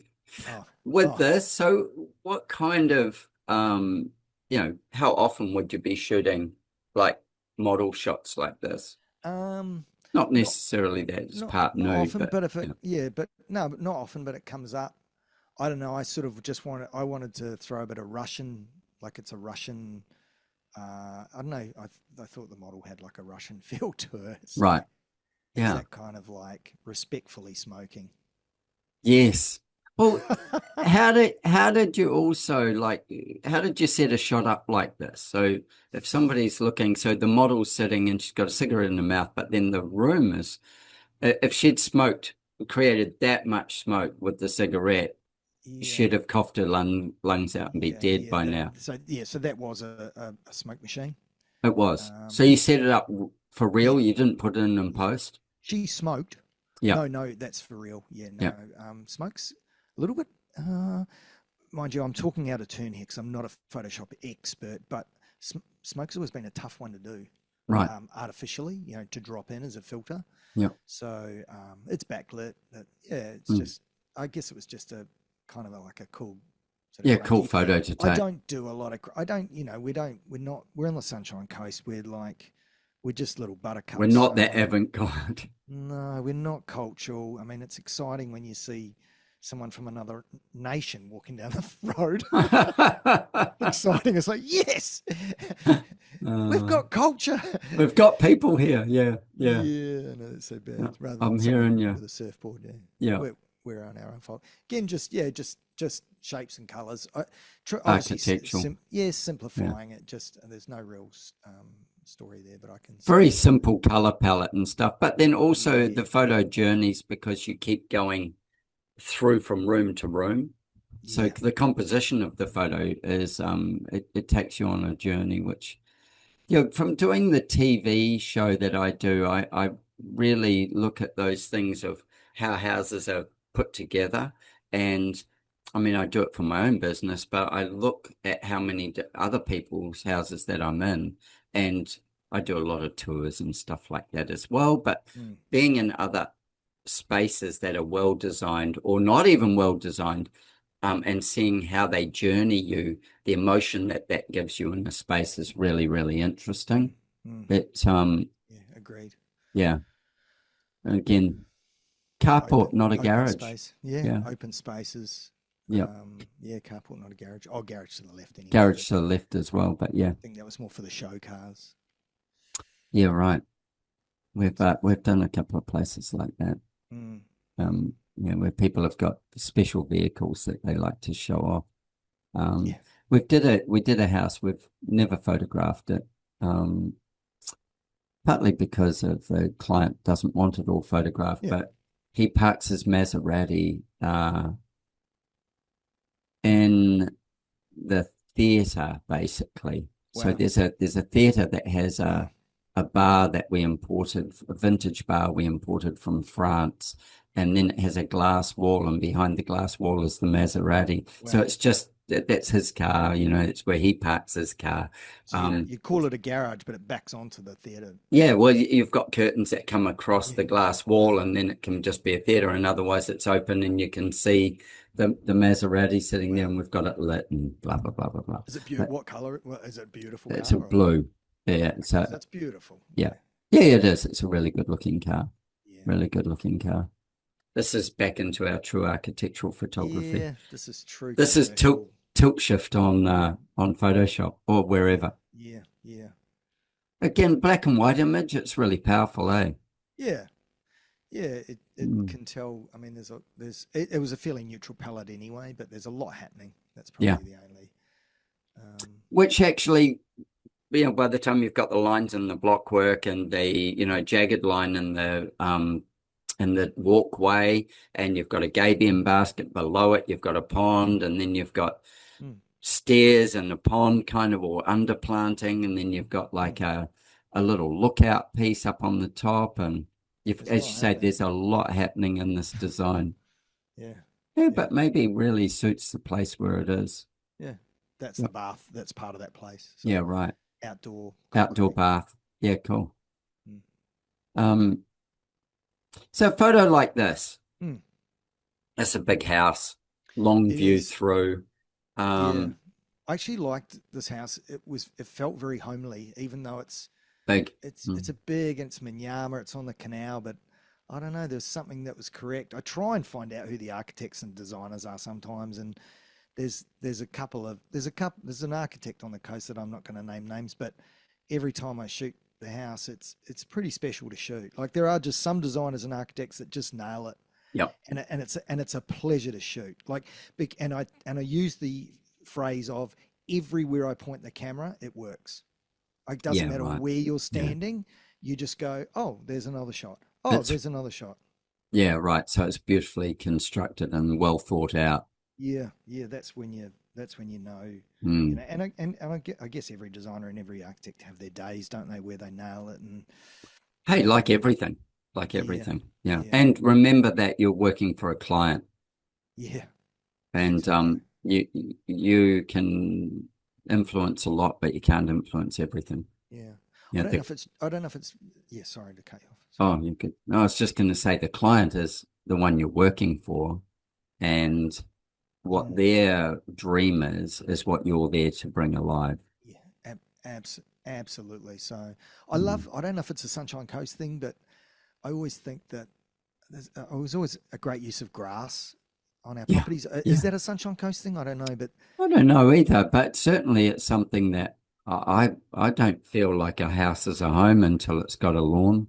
yeah, isn't it Isn't funny? that weird? Yeah, But maybe yeah. that's just a Kiwi thing as well. Maybe it is more of a Kiwi. I don't know, but I love it how a lot of designers still make the point. I mean, they don't do it in these, 250, 300 blocks. Oh, hang on, Yeah. then they still Yeah, try and they still squeeze it in. find a piece, Yeah, eh? yeah, I know from again yeah. shooting in the TV show, we're getting block coverage that is like massive with house, it's taken up with Yes, house. yes, But looking for, the Great Aussie Cricket pitch or the place where everybody can be in a non-landscaped zone, but play ball, kick a footy around, yeah, throw a ball, all those things on an urban block or a semi-urban block. It's it's got a challenge with the regulations on setbacks and all these sorts of things to create those spaces. I was in one on the Gold Coast last year, actually early this year, and fabulous designer, architect, and he had done this long. He had a piece left for a long lawn, yeah, and so he did this long lawn. And what he did was the foundation of the house was. It was proximity to a canal, so the levels that you had to build the floor of the house at were yes, up yes. because of the Q100, which is the flood levels. And he built two big grandstand seats out of the Oh, foundation wow. that took you up to that level, so you could sit there and watch kids play and do all those things. And I was That's like, cool. that was Did it look beautiful. cool? It looked really cool. Yeah, It yeah, made you want to go and have something going on the lawn. yeah, yeah, In fact, to the point where myself and the camera guys, we got out there and threw footy ball yeah, and all those things, yeah. just for the fun of using it the way he'd designed it to be used, although we weren't kids, obviously. No, Um, but you just act like one. Oh, yeah, here's our exactly. mutual friend. Here's our mutual friend, Yeah, the fabulous comedian from Australia, Nikki Osborne. yep. Um, And she didn't smoke up a storm for that one. no, no, Nikki wouldn't let that past her No. lips. I wonder if Nikki minds me. Well, this may have been shot in the studio. Yeah, right. Okay. Yeah, Yeah, may cool. have. I I won't deny or confirm. I notice you don't have the shot of Nikki's New Year's Eve party, um, No, he likes which to. is which is a really fabulous shot that you did. And yes, it's personal to, Yeah, all the people that are there, yeah, but yeah. just absolutely fabulous. So Nikki, um, she is a comedian, and it wasn't about being funny in this case. It was about creating a moment. Yes, And yeah, so yeah. Greg came and took this incredible photo of the staged moment around the pool in the back of her house, um, which is, it's awesome, isn't it? It's Yeah, such a it's cool cool. photo. Yeah. Well, it was cool because it's her idea and her passion, which is Yeah, lovely. yeah. Is it the most photographic, the most amazing artistic? No, it's not, but it means a hell of a lot Well, to. I'm redesigning the house, so give it a couple of years and we're going to Yeah. get a whole different look. It's going to We'll have to change do it, it again. change it up. We will be Have doing it another again. party, yeah. Oh, that's Yeah. that same house we were talking about in Before. Yarma before. Yeah, Yeah, yeah. right. The black Beautiful. and white, eh? Yeah, Yeah, how yeah, good yeah, does yeah, that yeah. look? But you can imagine, I mean, of course, Oh, when we're yeah. talking about views, I mean, the blues that we get here in this Yes. in God's country is amazing. So Yeah, yes, absolutely. and that canal can look good So sometimes. now we're in mining. So Yeah, no, it is. interestingly, with mining, obviously this is the backbone of Australia's economy. Mm, This in wheat fields and things like that. mm. But what we've gotten mineral wealth in this country. So how often do you get to go and shoot something like this? And taking this perspective even of Mm. using those massive chains. Yeah, it was that shot came from a project years ago where a particular company wanted to promote women in mining.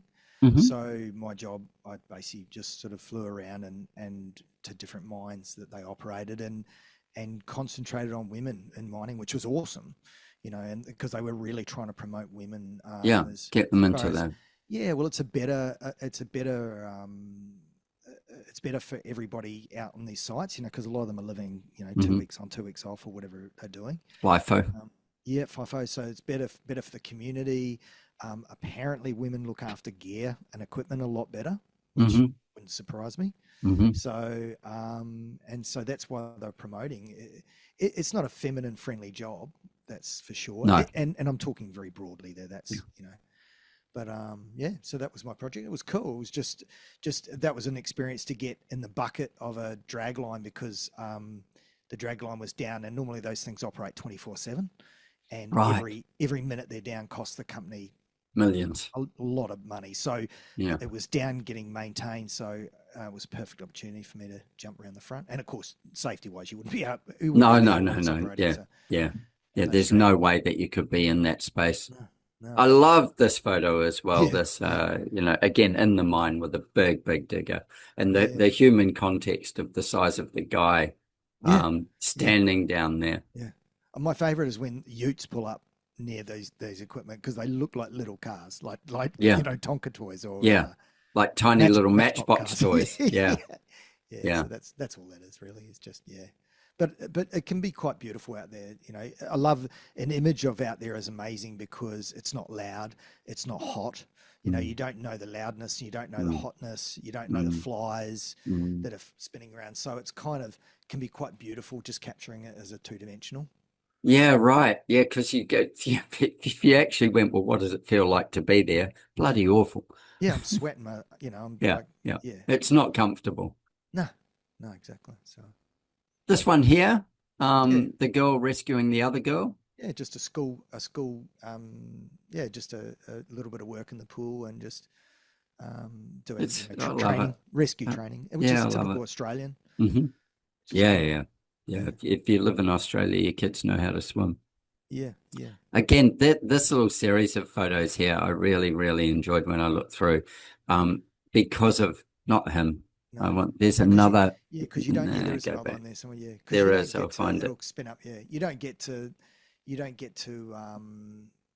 do much creative stuff with commercial, or you try to. Well, we chatted about that before when Yeah. we started doing Let the me go podcast. But back to this.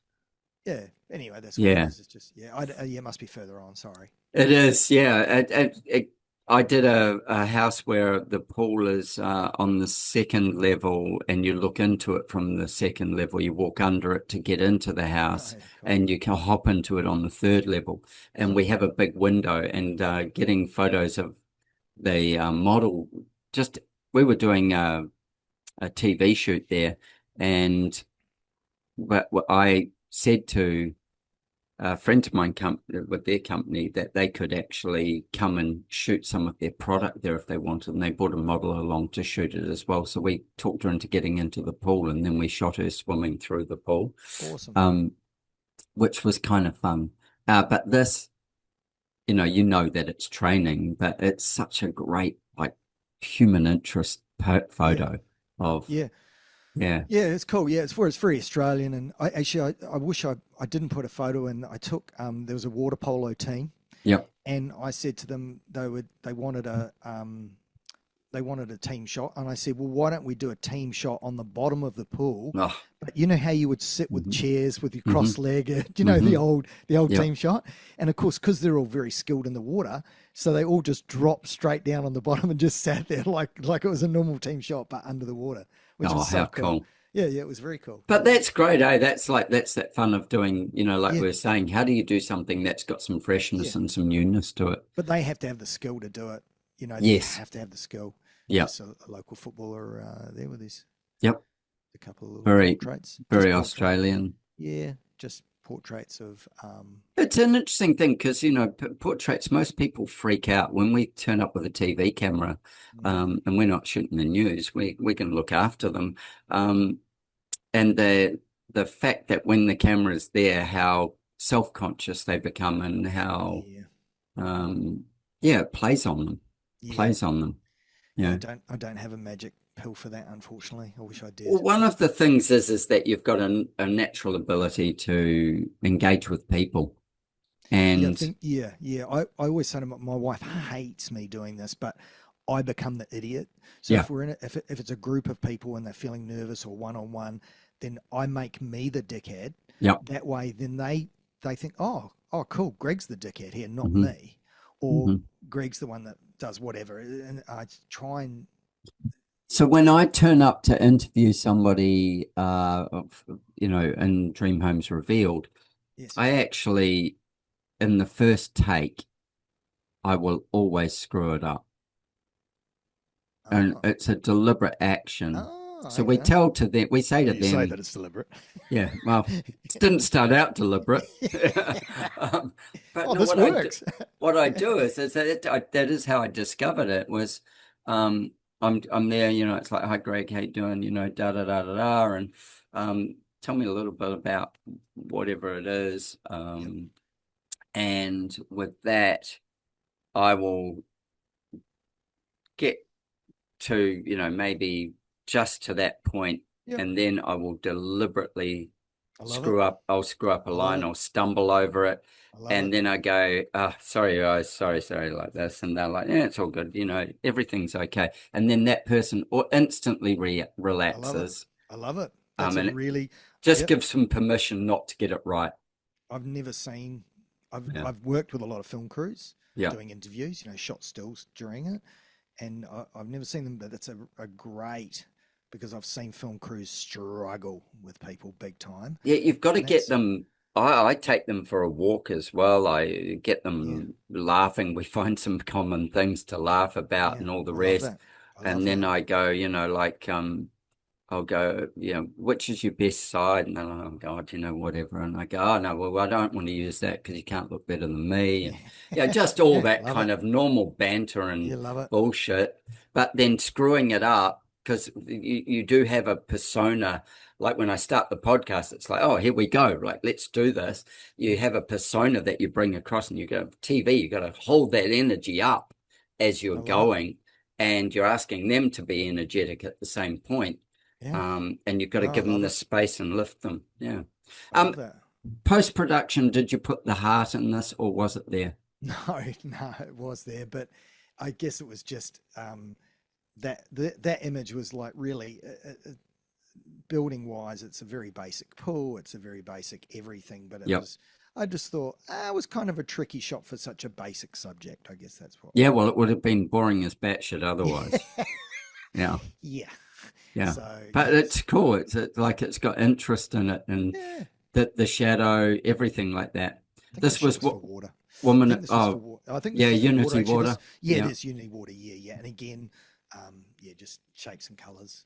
But they're Yeah. always portraits. They love their portraits. I'll give clients, a lot more action, and you give them a full range, and 99% of the time, that's what they go through to. Yeah. I Right. don't know why I put that in there. I thought it was because that's the ship, you know. Yeah, Yeah. I mean, I use drone. I use drone every day, pretty Yeah. much. Drone's such a great tool. It's an amazing tool, and it's getting better and better with telephoto. Like that's a 80 mil telephoto lens, I Yeah. think. Right. So it Yeah. Okay. drags the background in. Sorry, I Yeah. don't. Yeah, I it's not think, it's not exciting. I think the fact, well, some of the things with architectural photography is getting perspectives that you wouldn't necessarily see if you walked up to the house, Mm. um, especially with builders. So Yeah, builders are getting to see their work. yeah, yeah, yeah. You obviously just took this because you're having a few beers with your mates. Exactly. Yep. I don't do a lot of product stuff, and I'm not very good at it. Hmm. But that was a local beer brand that yeah, Yeah. but it's not one of my strengths. It's not No, what you would go to. I love doing this stuff. It's a boring Yeah. shot, but I do love shooting board of directors and politicians. So these are our state politicians. Right. This was a few years ago. I don't know if you recognise any of them personally, No. but no. That Did was they know me? Yeah. yeah, good call. That was our so Queensland State, but Yeah, I I love recognize them. I love a lot of these shots and of board of directors and stuff because of the not necessarily the outcome, but the difficulty that you put under. Like Right. a classic example would be I shot the board of directors for Leighton Holdings, which are a big company in Australia, and they say so. Initially, I flew down to Sydney, and it was initially okay, Greg, you've got an hour with them. Now they say an hour. I know automatically that's half an hour. Yes. So they're just bullshitting me, and then I know that gets halved again, Right. and so I know I've got about 15 minutes to do I think I had to do all their headshots and a group shot in 15 minutes. Yeah, right. Which is huge, right? So I had these two setups, and these people are really difficult to shoot. I think they had me booked in for early morning after they'd been out in the piss the night before too. Right. But I love that, and I do love it. And the biggest thing I loved was I finished the group shot. I said some funnies. It went down, and it doesn't always go down well. Don't get me wrong. You know, sometimes you're not always the comedian in the room. No, but I nailed this one, and they as they were walking, I finished the shot. Now their actual shoot, the group shot itself, took maybe 30 to 40 seconds. Yeah, right. That's all I had them for, right? Yeah, I'm just like bang, bang, bang, bang, bang. And then as they were walking out, the client who I was working for directly, the marketing client, heard them say, "Oh, that was really good." And that's all she needed to hear. That made me the golden boy. Yeah, didn't matter what the photo's like. No. They were done. No, she said that. She said, I mean, of course she wanted the shots. A great photo. Yeah. But so that I do love that. I love that pressure. That's almost like that kitchen, going back to what we were talking about. I was about to say that, you know, like we were discovering some of Greg's off air beforehand, his emotional floor plan, and he likes to cook, and he likes to construct a meal. One of his happy spaces in his home is this kitchen thing, and that pressure, and to perform under the pressure, and also to have to use all your creative genius, to manipulate what you need in that moment. It feeds the dopamine animal inside you and keeps you very, very present and on track. Which is the thing about cooking is it's not my job, so the outcome can be shit. Which inevitably it will be. It can't be with photography though, because it is your job. I get paid, So again, just another structure, just clean lines and black and white again. Sometimes I just love, just like one of my most favorite bathrooms. I don't know why, but I frothed over this bathroom. It's just felt right. Simplicity. I know the brass is being a little bit overrun now, but I don't know. Yeah, there's a place for it. Anything that has a timestamp will get overrun at some point. Yeah, that's actually that house we saw before when I shot for the builder. So big house. Yeah. Do a lot of people and photos. Yeah, exactly. Without it, it doesn't make it. But the trouble with putting people in photos, and especially when you can identify them, hence why you were saying it's better when they're ghosted, better when it's a little bit, who is that?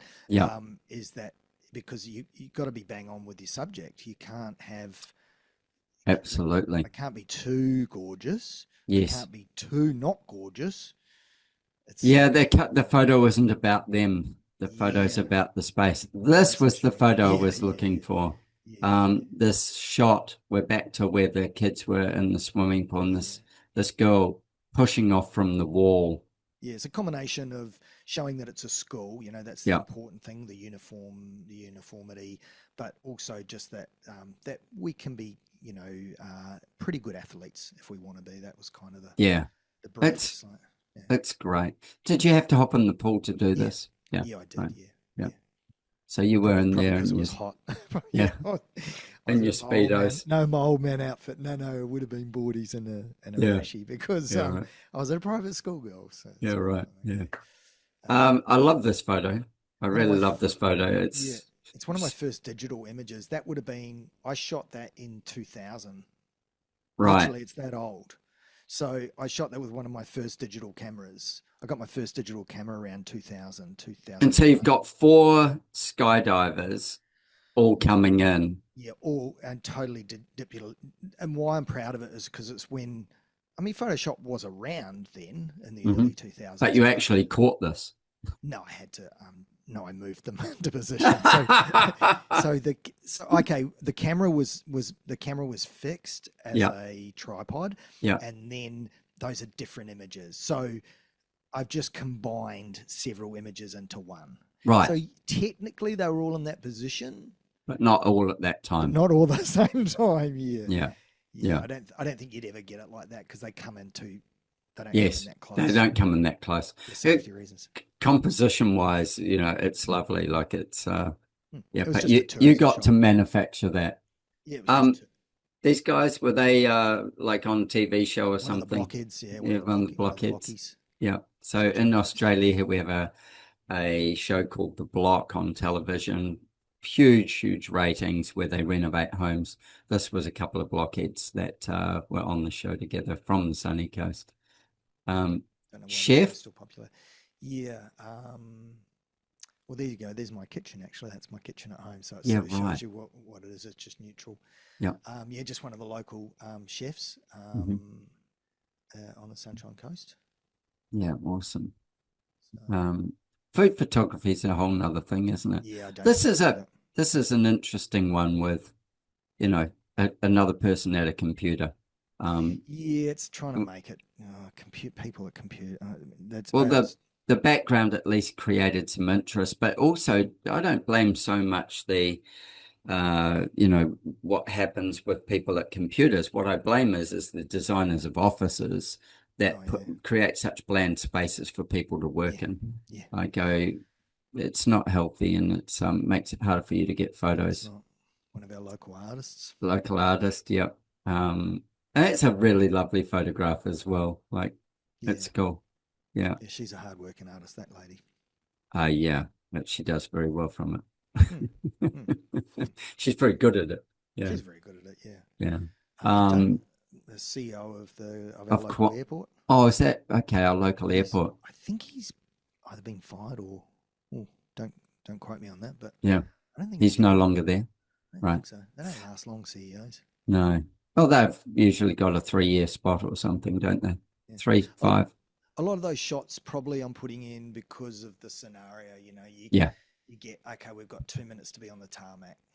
Yes. You know, it's that kind of deal. It's that kind of like. So the plain tail, him, Mount Coolum in the background. That's my view from outside my house. I look straight at Mount Coolum.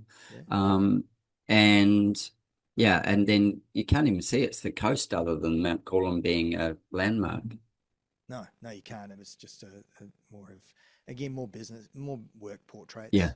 And again, it's probably more that, you know, that's inside a coal processing mine. So it is loud. Oh, that's why he's wearing ear protection. It's loud. It's hard to communicate.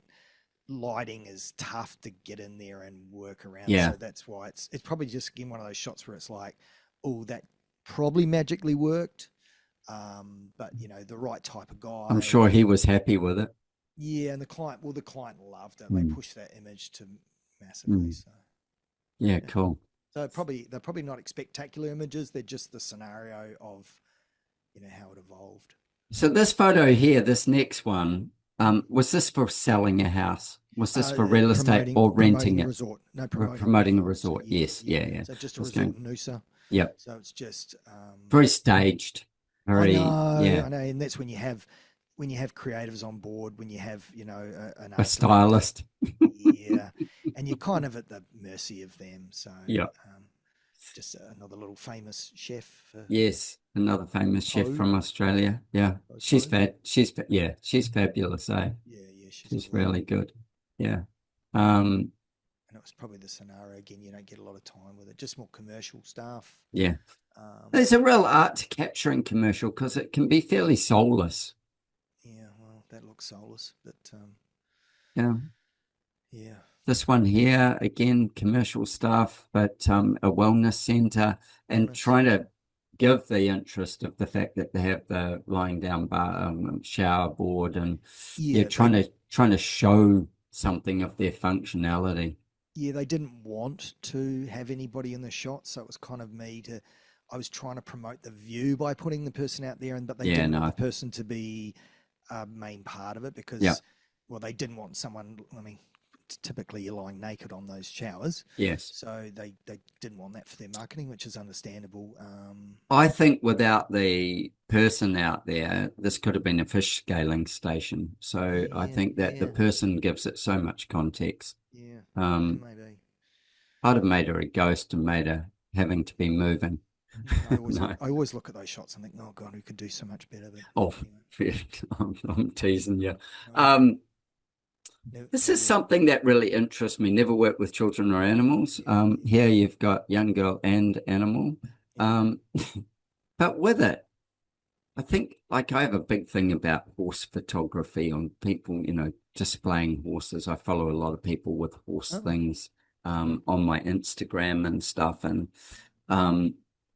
there's something majestic about horses, and I think that there's a human connection point when you've got horses. Like in my office here, in my studio here, I have a big Mark McGorry painting with 3 horses and cowboys on it at the back of the room. So, but yeah, there's something about this that makes me go, oh, I want to know more about that picture or more about that scene. Yeah, This is good as well with the water. yeah, just more commercial stuff. Yeah. But it's always the scenario of when you're shooting. And it's Yeah. kind of and it's a typical, like this particular shot they loved because it's simply because the guy's good looking, apparently. Yeah, right. So, Yep. you know, that can really make or break the shot. And good looking in the sense like he looks like he's meant to be there. Yeah, he's not a model. No.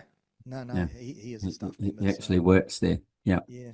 And then this Classic. beautiful classic landscape. Yeah, well, Classic. waterscape. Yeah, and there's your fire we were talking about before. Yeah. They're having Yeah. fire on your morning Yeah. sunrise. Yeah. That's the fire. That's the cloud line of fire that came through it. Yep, Wyber Dam. I have Wyber Yeah. Creek, is it? Well, yeah. And that's really beautiful. Like, Yeah. yeah. Yeah. That's so cool. That kid looks so like he's in the moment, Yeah, enjoying it. Yeah. Character, yeah. Yeah, he would have had plenty to say, I imagine. Oh, yeah. And Yeah, bloody hard to get to stand still. yeah. Again, this would be an interesting photo in color, but is this the same house that had, you said earlier, has quite a bit going on? Yeah. Yeah. Timber ceilings. Yeah. I'm gonna say, oh no, I'd be speaking out of turn what the timber was. Oh, yeah, don't do that. I don't do that. No, exactly. No, because I don't know either. Go back to that. More beer, and we're back at our number one girl. New Zealand carry. That's all you know, isn't it? That's it. That's the only one, isn't there? There's only one timber. There's only one timber, isn't it? It's like a religious thing, isn't it? It's like if it's not Kauri, what is it? Yeah, it's like is that New Zealand carry? Oh, hang on, let me just worship it for 5 minutes. You grow up, isn't it? You grow up worshipping a particular wood. Yep. What else? The All Blacks that can't fly, or the All Blacks. Yeah. Thank you. Yeah. The Kiwi. The bird that doesn't fly, that you can barely see. Yeah, you're lucky if you see one. Yeah. What else? What else? Well, probably. I was going. Yeah, let's not go there. I was going to say we probably worship some of the foodstuffs that you have in New Zealand. You know, like I know I get back to New Zealand with the family and I'm buying different Griffin's biscuits and stuff like that. I think you need to say that properly. Biscuits. It's Griffin's biscuits. Griffin's biscuits. Griffin's biscuits. Yeah, it's the mint full in the middle that makes Griffin's biscuits so special. That's solid. That is solid Kiwiana. Solid Kiwiana, right there.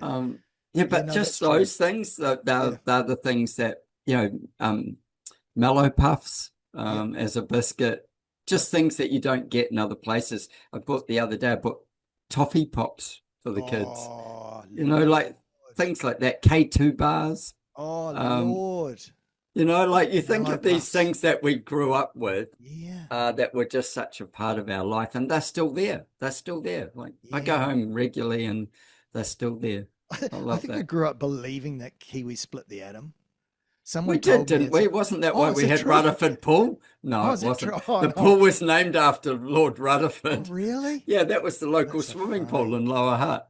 Oh, that is. Yeah. Oh, is that one? That's why you would have gone there as well, because I don't think Petone had its own pool. No. Or not an Olympic size pool, maybe.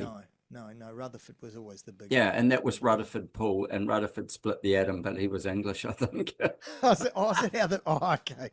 Oh, that's so funny. We've done a lot of clever stuff as Kiwis. Like there is a lot of clever stuff that the Kiwis have done. Something that I noticed you don't have any photos of, and have you ever shot, is yachting. Have you? Yes. Right. Wow.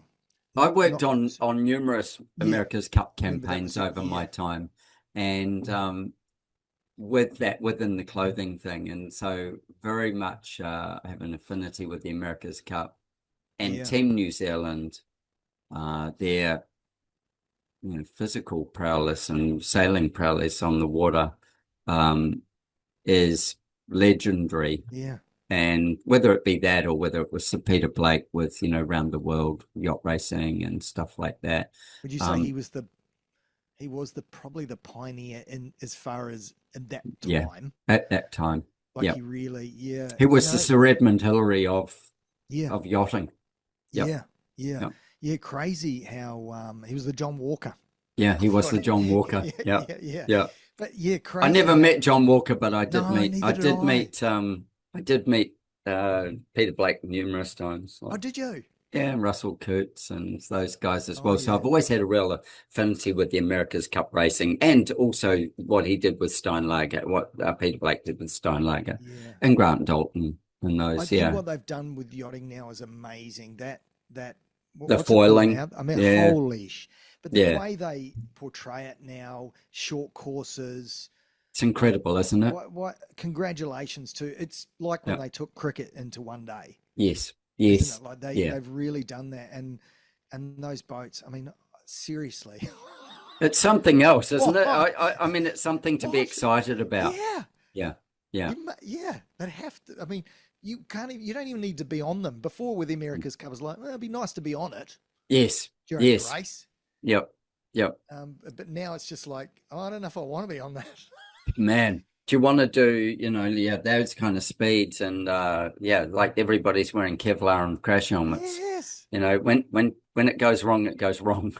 Yeah, and filming it so much better. Yeah. I mean, obviously drones have helped in that sense too, and yeah, no, So what do you see as the next sort of generation with we've got AI where there's a lot of digital manipulation and stuff available. What do you see as the next generation of for a photographer, for people who want to be photographers? yeah, And when you've got 10,000, no, 10, 100 million people with iPhones or whatever device that are taking photos, what does the photography industry, where does it sit? Where's it become? What's it becoming? Because it won't go. no, I've always said that video is the new photography, and it is. I mean, Right. and the simple fact is that we carry around a TV with us Yes. now. So we have a TV with us the whole time. So how could video not be Yes. thing? How can it not? Because it has not only visual, but it has sound as well. That's two senses. Come on, So you'll never compete with that. That will always be a cut above. It'll be more attention grabbing. Yeah, just because we have our TVs. I mean, Yeah. before we didn't have TVs, we had books. You Yes. can't put a video on a book. So hence why commercial TV will die eventually. It's an interesting thing that, Have like to. commercial TV is very rare air as far as being on it. Like, I don't know how many, say, even just presenters there are in Australia that are on TV, but it's probably well less than 10,000.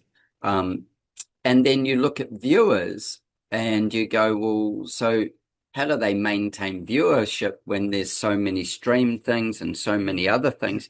But something that's pretty fascinating with that is, like I look at the stats on Dream Homes Revealed and we get great viewership. Now, somebody might get more on their YouTube channel, but everything that is shown on TV it's a bit like having a magazine all of a sudden. Once you had 10 million magazines and now you've got a few and TV is almost like that old school of that, but you can't, it's becoming harder and harder and harder to be on it. Yeah. Well, you have and to so get it still better. holds all this kudos of being on it, yet it doesn't. There's somebody's Instagram who gets more hits. Yeah, the TV station would love that. And our great friend Nikki Osborne, she made this highlight to us just recently when we were with her, just saying about radio. I'm like, Nikki, how can radio be good? And she said, well, it doesn't have to compete in the same vein as, yes, there's stream music and all the rest, but it doesn't compete the same. And so it's actually a very, very solid platform because so many people still use it. I'm going, what about podcasts? She goes, radio stations do podcasts. Yeah. Yeah, this whole thing, the media companies. People don't like to choose. A lot of people don't like to choose. No, They they like to don't be want told to. what they're listening to. Yep. So Yep. radio's great for that. Well, What that's the song do I same want to as, listen to? Oh, here it is here. yeah, You know. exactly. Like if you're driving down the road and you've got to look in your Spotify to choose the song that you want to listen to Mm. versus turn on the radio and you get somebody like Nikki, who, with her amazing personality and her bloody smart ass wit, and she entertains you. Mm. It's not just about the song. It's Mm. about the entertainment you're getting Yeah. to get to the song Yeah. or the music. Yeah. So maybe there's always going to be that audience. My daughters, I don't know about your two daughters who are very similar ages to Yeah. mine, but they don't watch commercial TV anymore. They definitely don't listen to the radio. No. So that is the future coming through. Are they choosing things? No, I see them on social media, man. They're just like boom, boom, boom, boom, like flipping. Yes. Yes. So, but I think that will wear thin on people. I don't think people will do that forever. I mean, do you remember when the internet first hit and there was chat lines? Do you remember chat lines where you could go into a group, like let's say the group was called People of the Sunshine Coast. Yep. And you can get on there and type, oh, hello, anybody out there? And someone might, do you not remember that? And someone would start up a conversation like a pen pal, like having a pen pal. Like breaker. This is rubber duck, like anybody, anybody out there, yeah. Got any smokies, yeah. Yeah. And I remember doing that. You get on there and someone inevitably like, right, who wants a spanking? And then they were looking for that target audience or so yeah, right. No, who's I never interested in knew rugby that. yeah. So but it went and gone, and I think this is again just another phase. The phases will, but as far as photography going, that's why I think videos the more pronounced photography. Do we want to capture a shot of a rugby player diving for a try? No, I don't think we want to see that anymore because I can look at my phone and watch the try. Right. So we don't need to see that person caught halfway. Do you know, I have a thing with that. Yep. I don't care about the rugby thing as much, but yep. what I love about still photography is that I have to use so much imagination. Yes. And it's a bit like a painted artwork. Yep. I use my imagination. What's the story? I get to construct the story. Yeah, video doesn't give us that. But video takes that away from me. It captures my attention, but reading does it as well. So maybe. Yeah. No, that's a great way of looking at it. It similar to reading. Maybe photography's reading for dyslexics. Well, I'm dyslexic, so maybe it is. Yeah, maybe it is. Yeah, bring me a picture any day. I think of that thing of seeing an amazing photo and constructing my own feelings around what it is and all the rest. And if I was there with you and the photo was not being taken by either of us, but somebody took the photo, we would have a story about that would have similar threads about that photo in time and space. If we both stood in a gallery and saw that photo, it would be, and we didn't have any context other than the photo, we would have different stories that would it'd be curious to see what that did. How the commonality and the non-commonality in it. Yeah, that photo of the little boy in the school uniform that was laughing with the poster. A classic example. I'm going, he's a terror. What's he doing? What's on his mind? Yeah. What is he doing?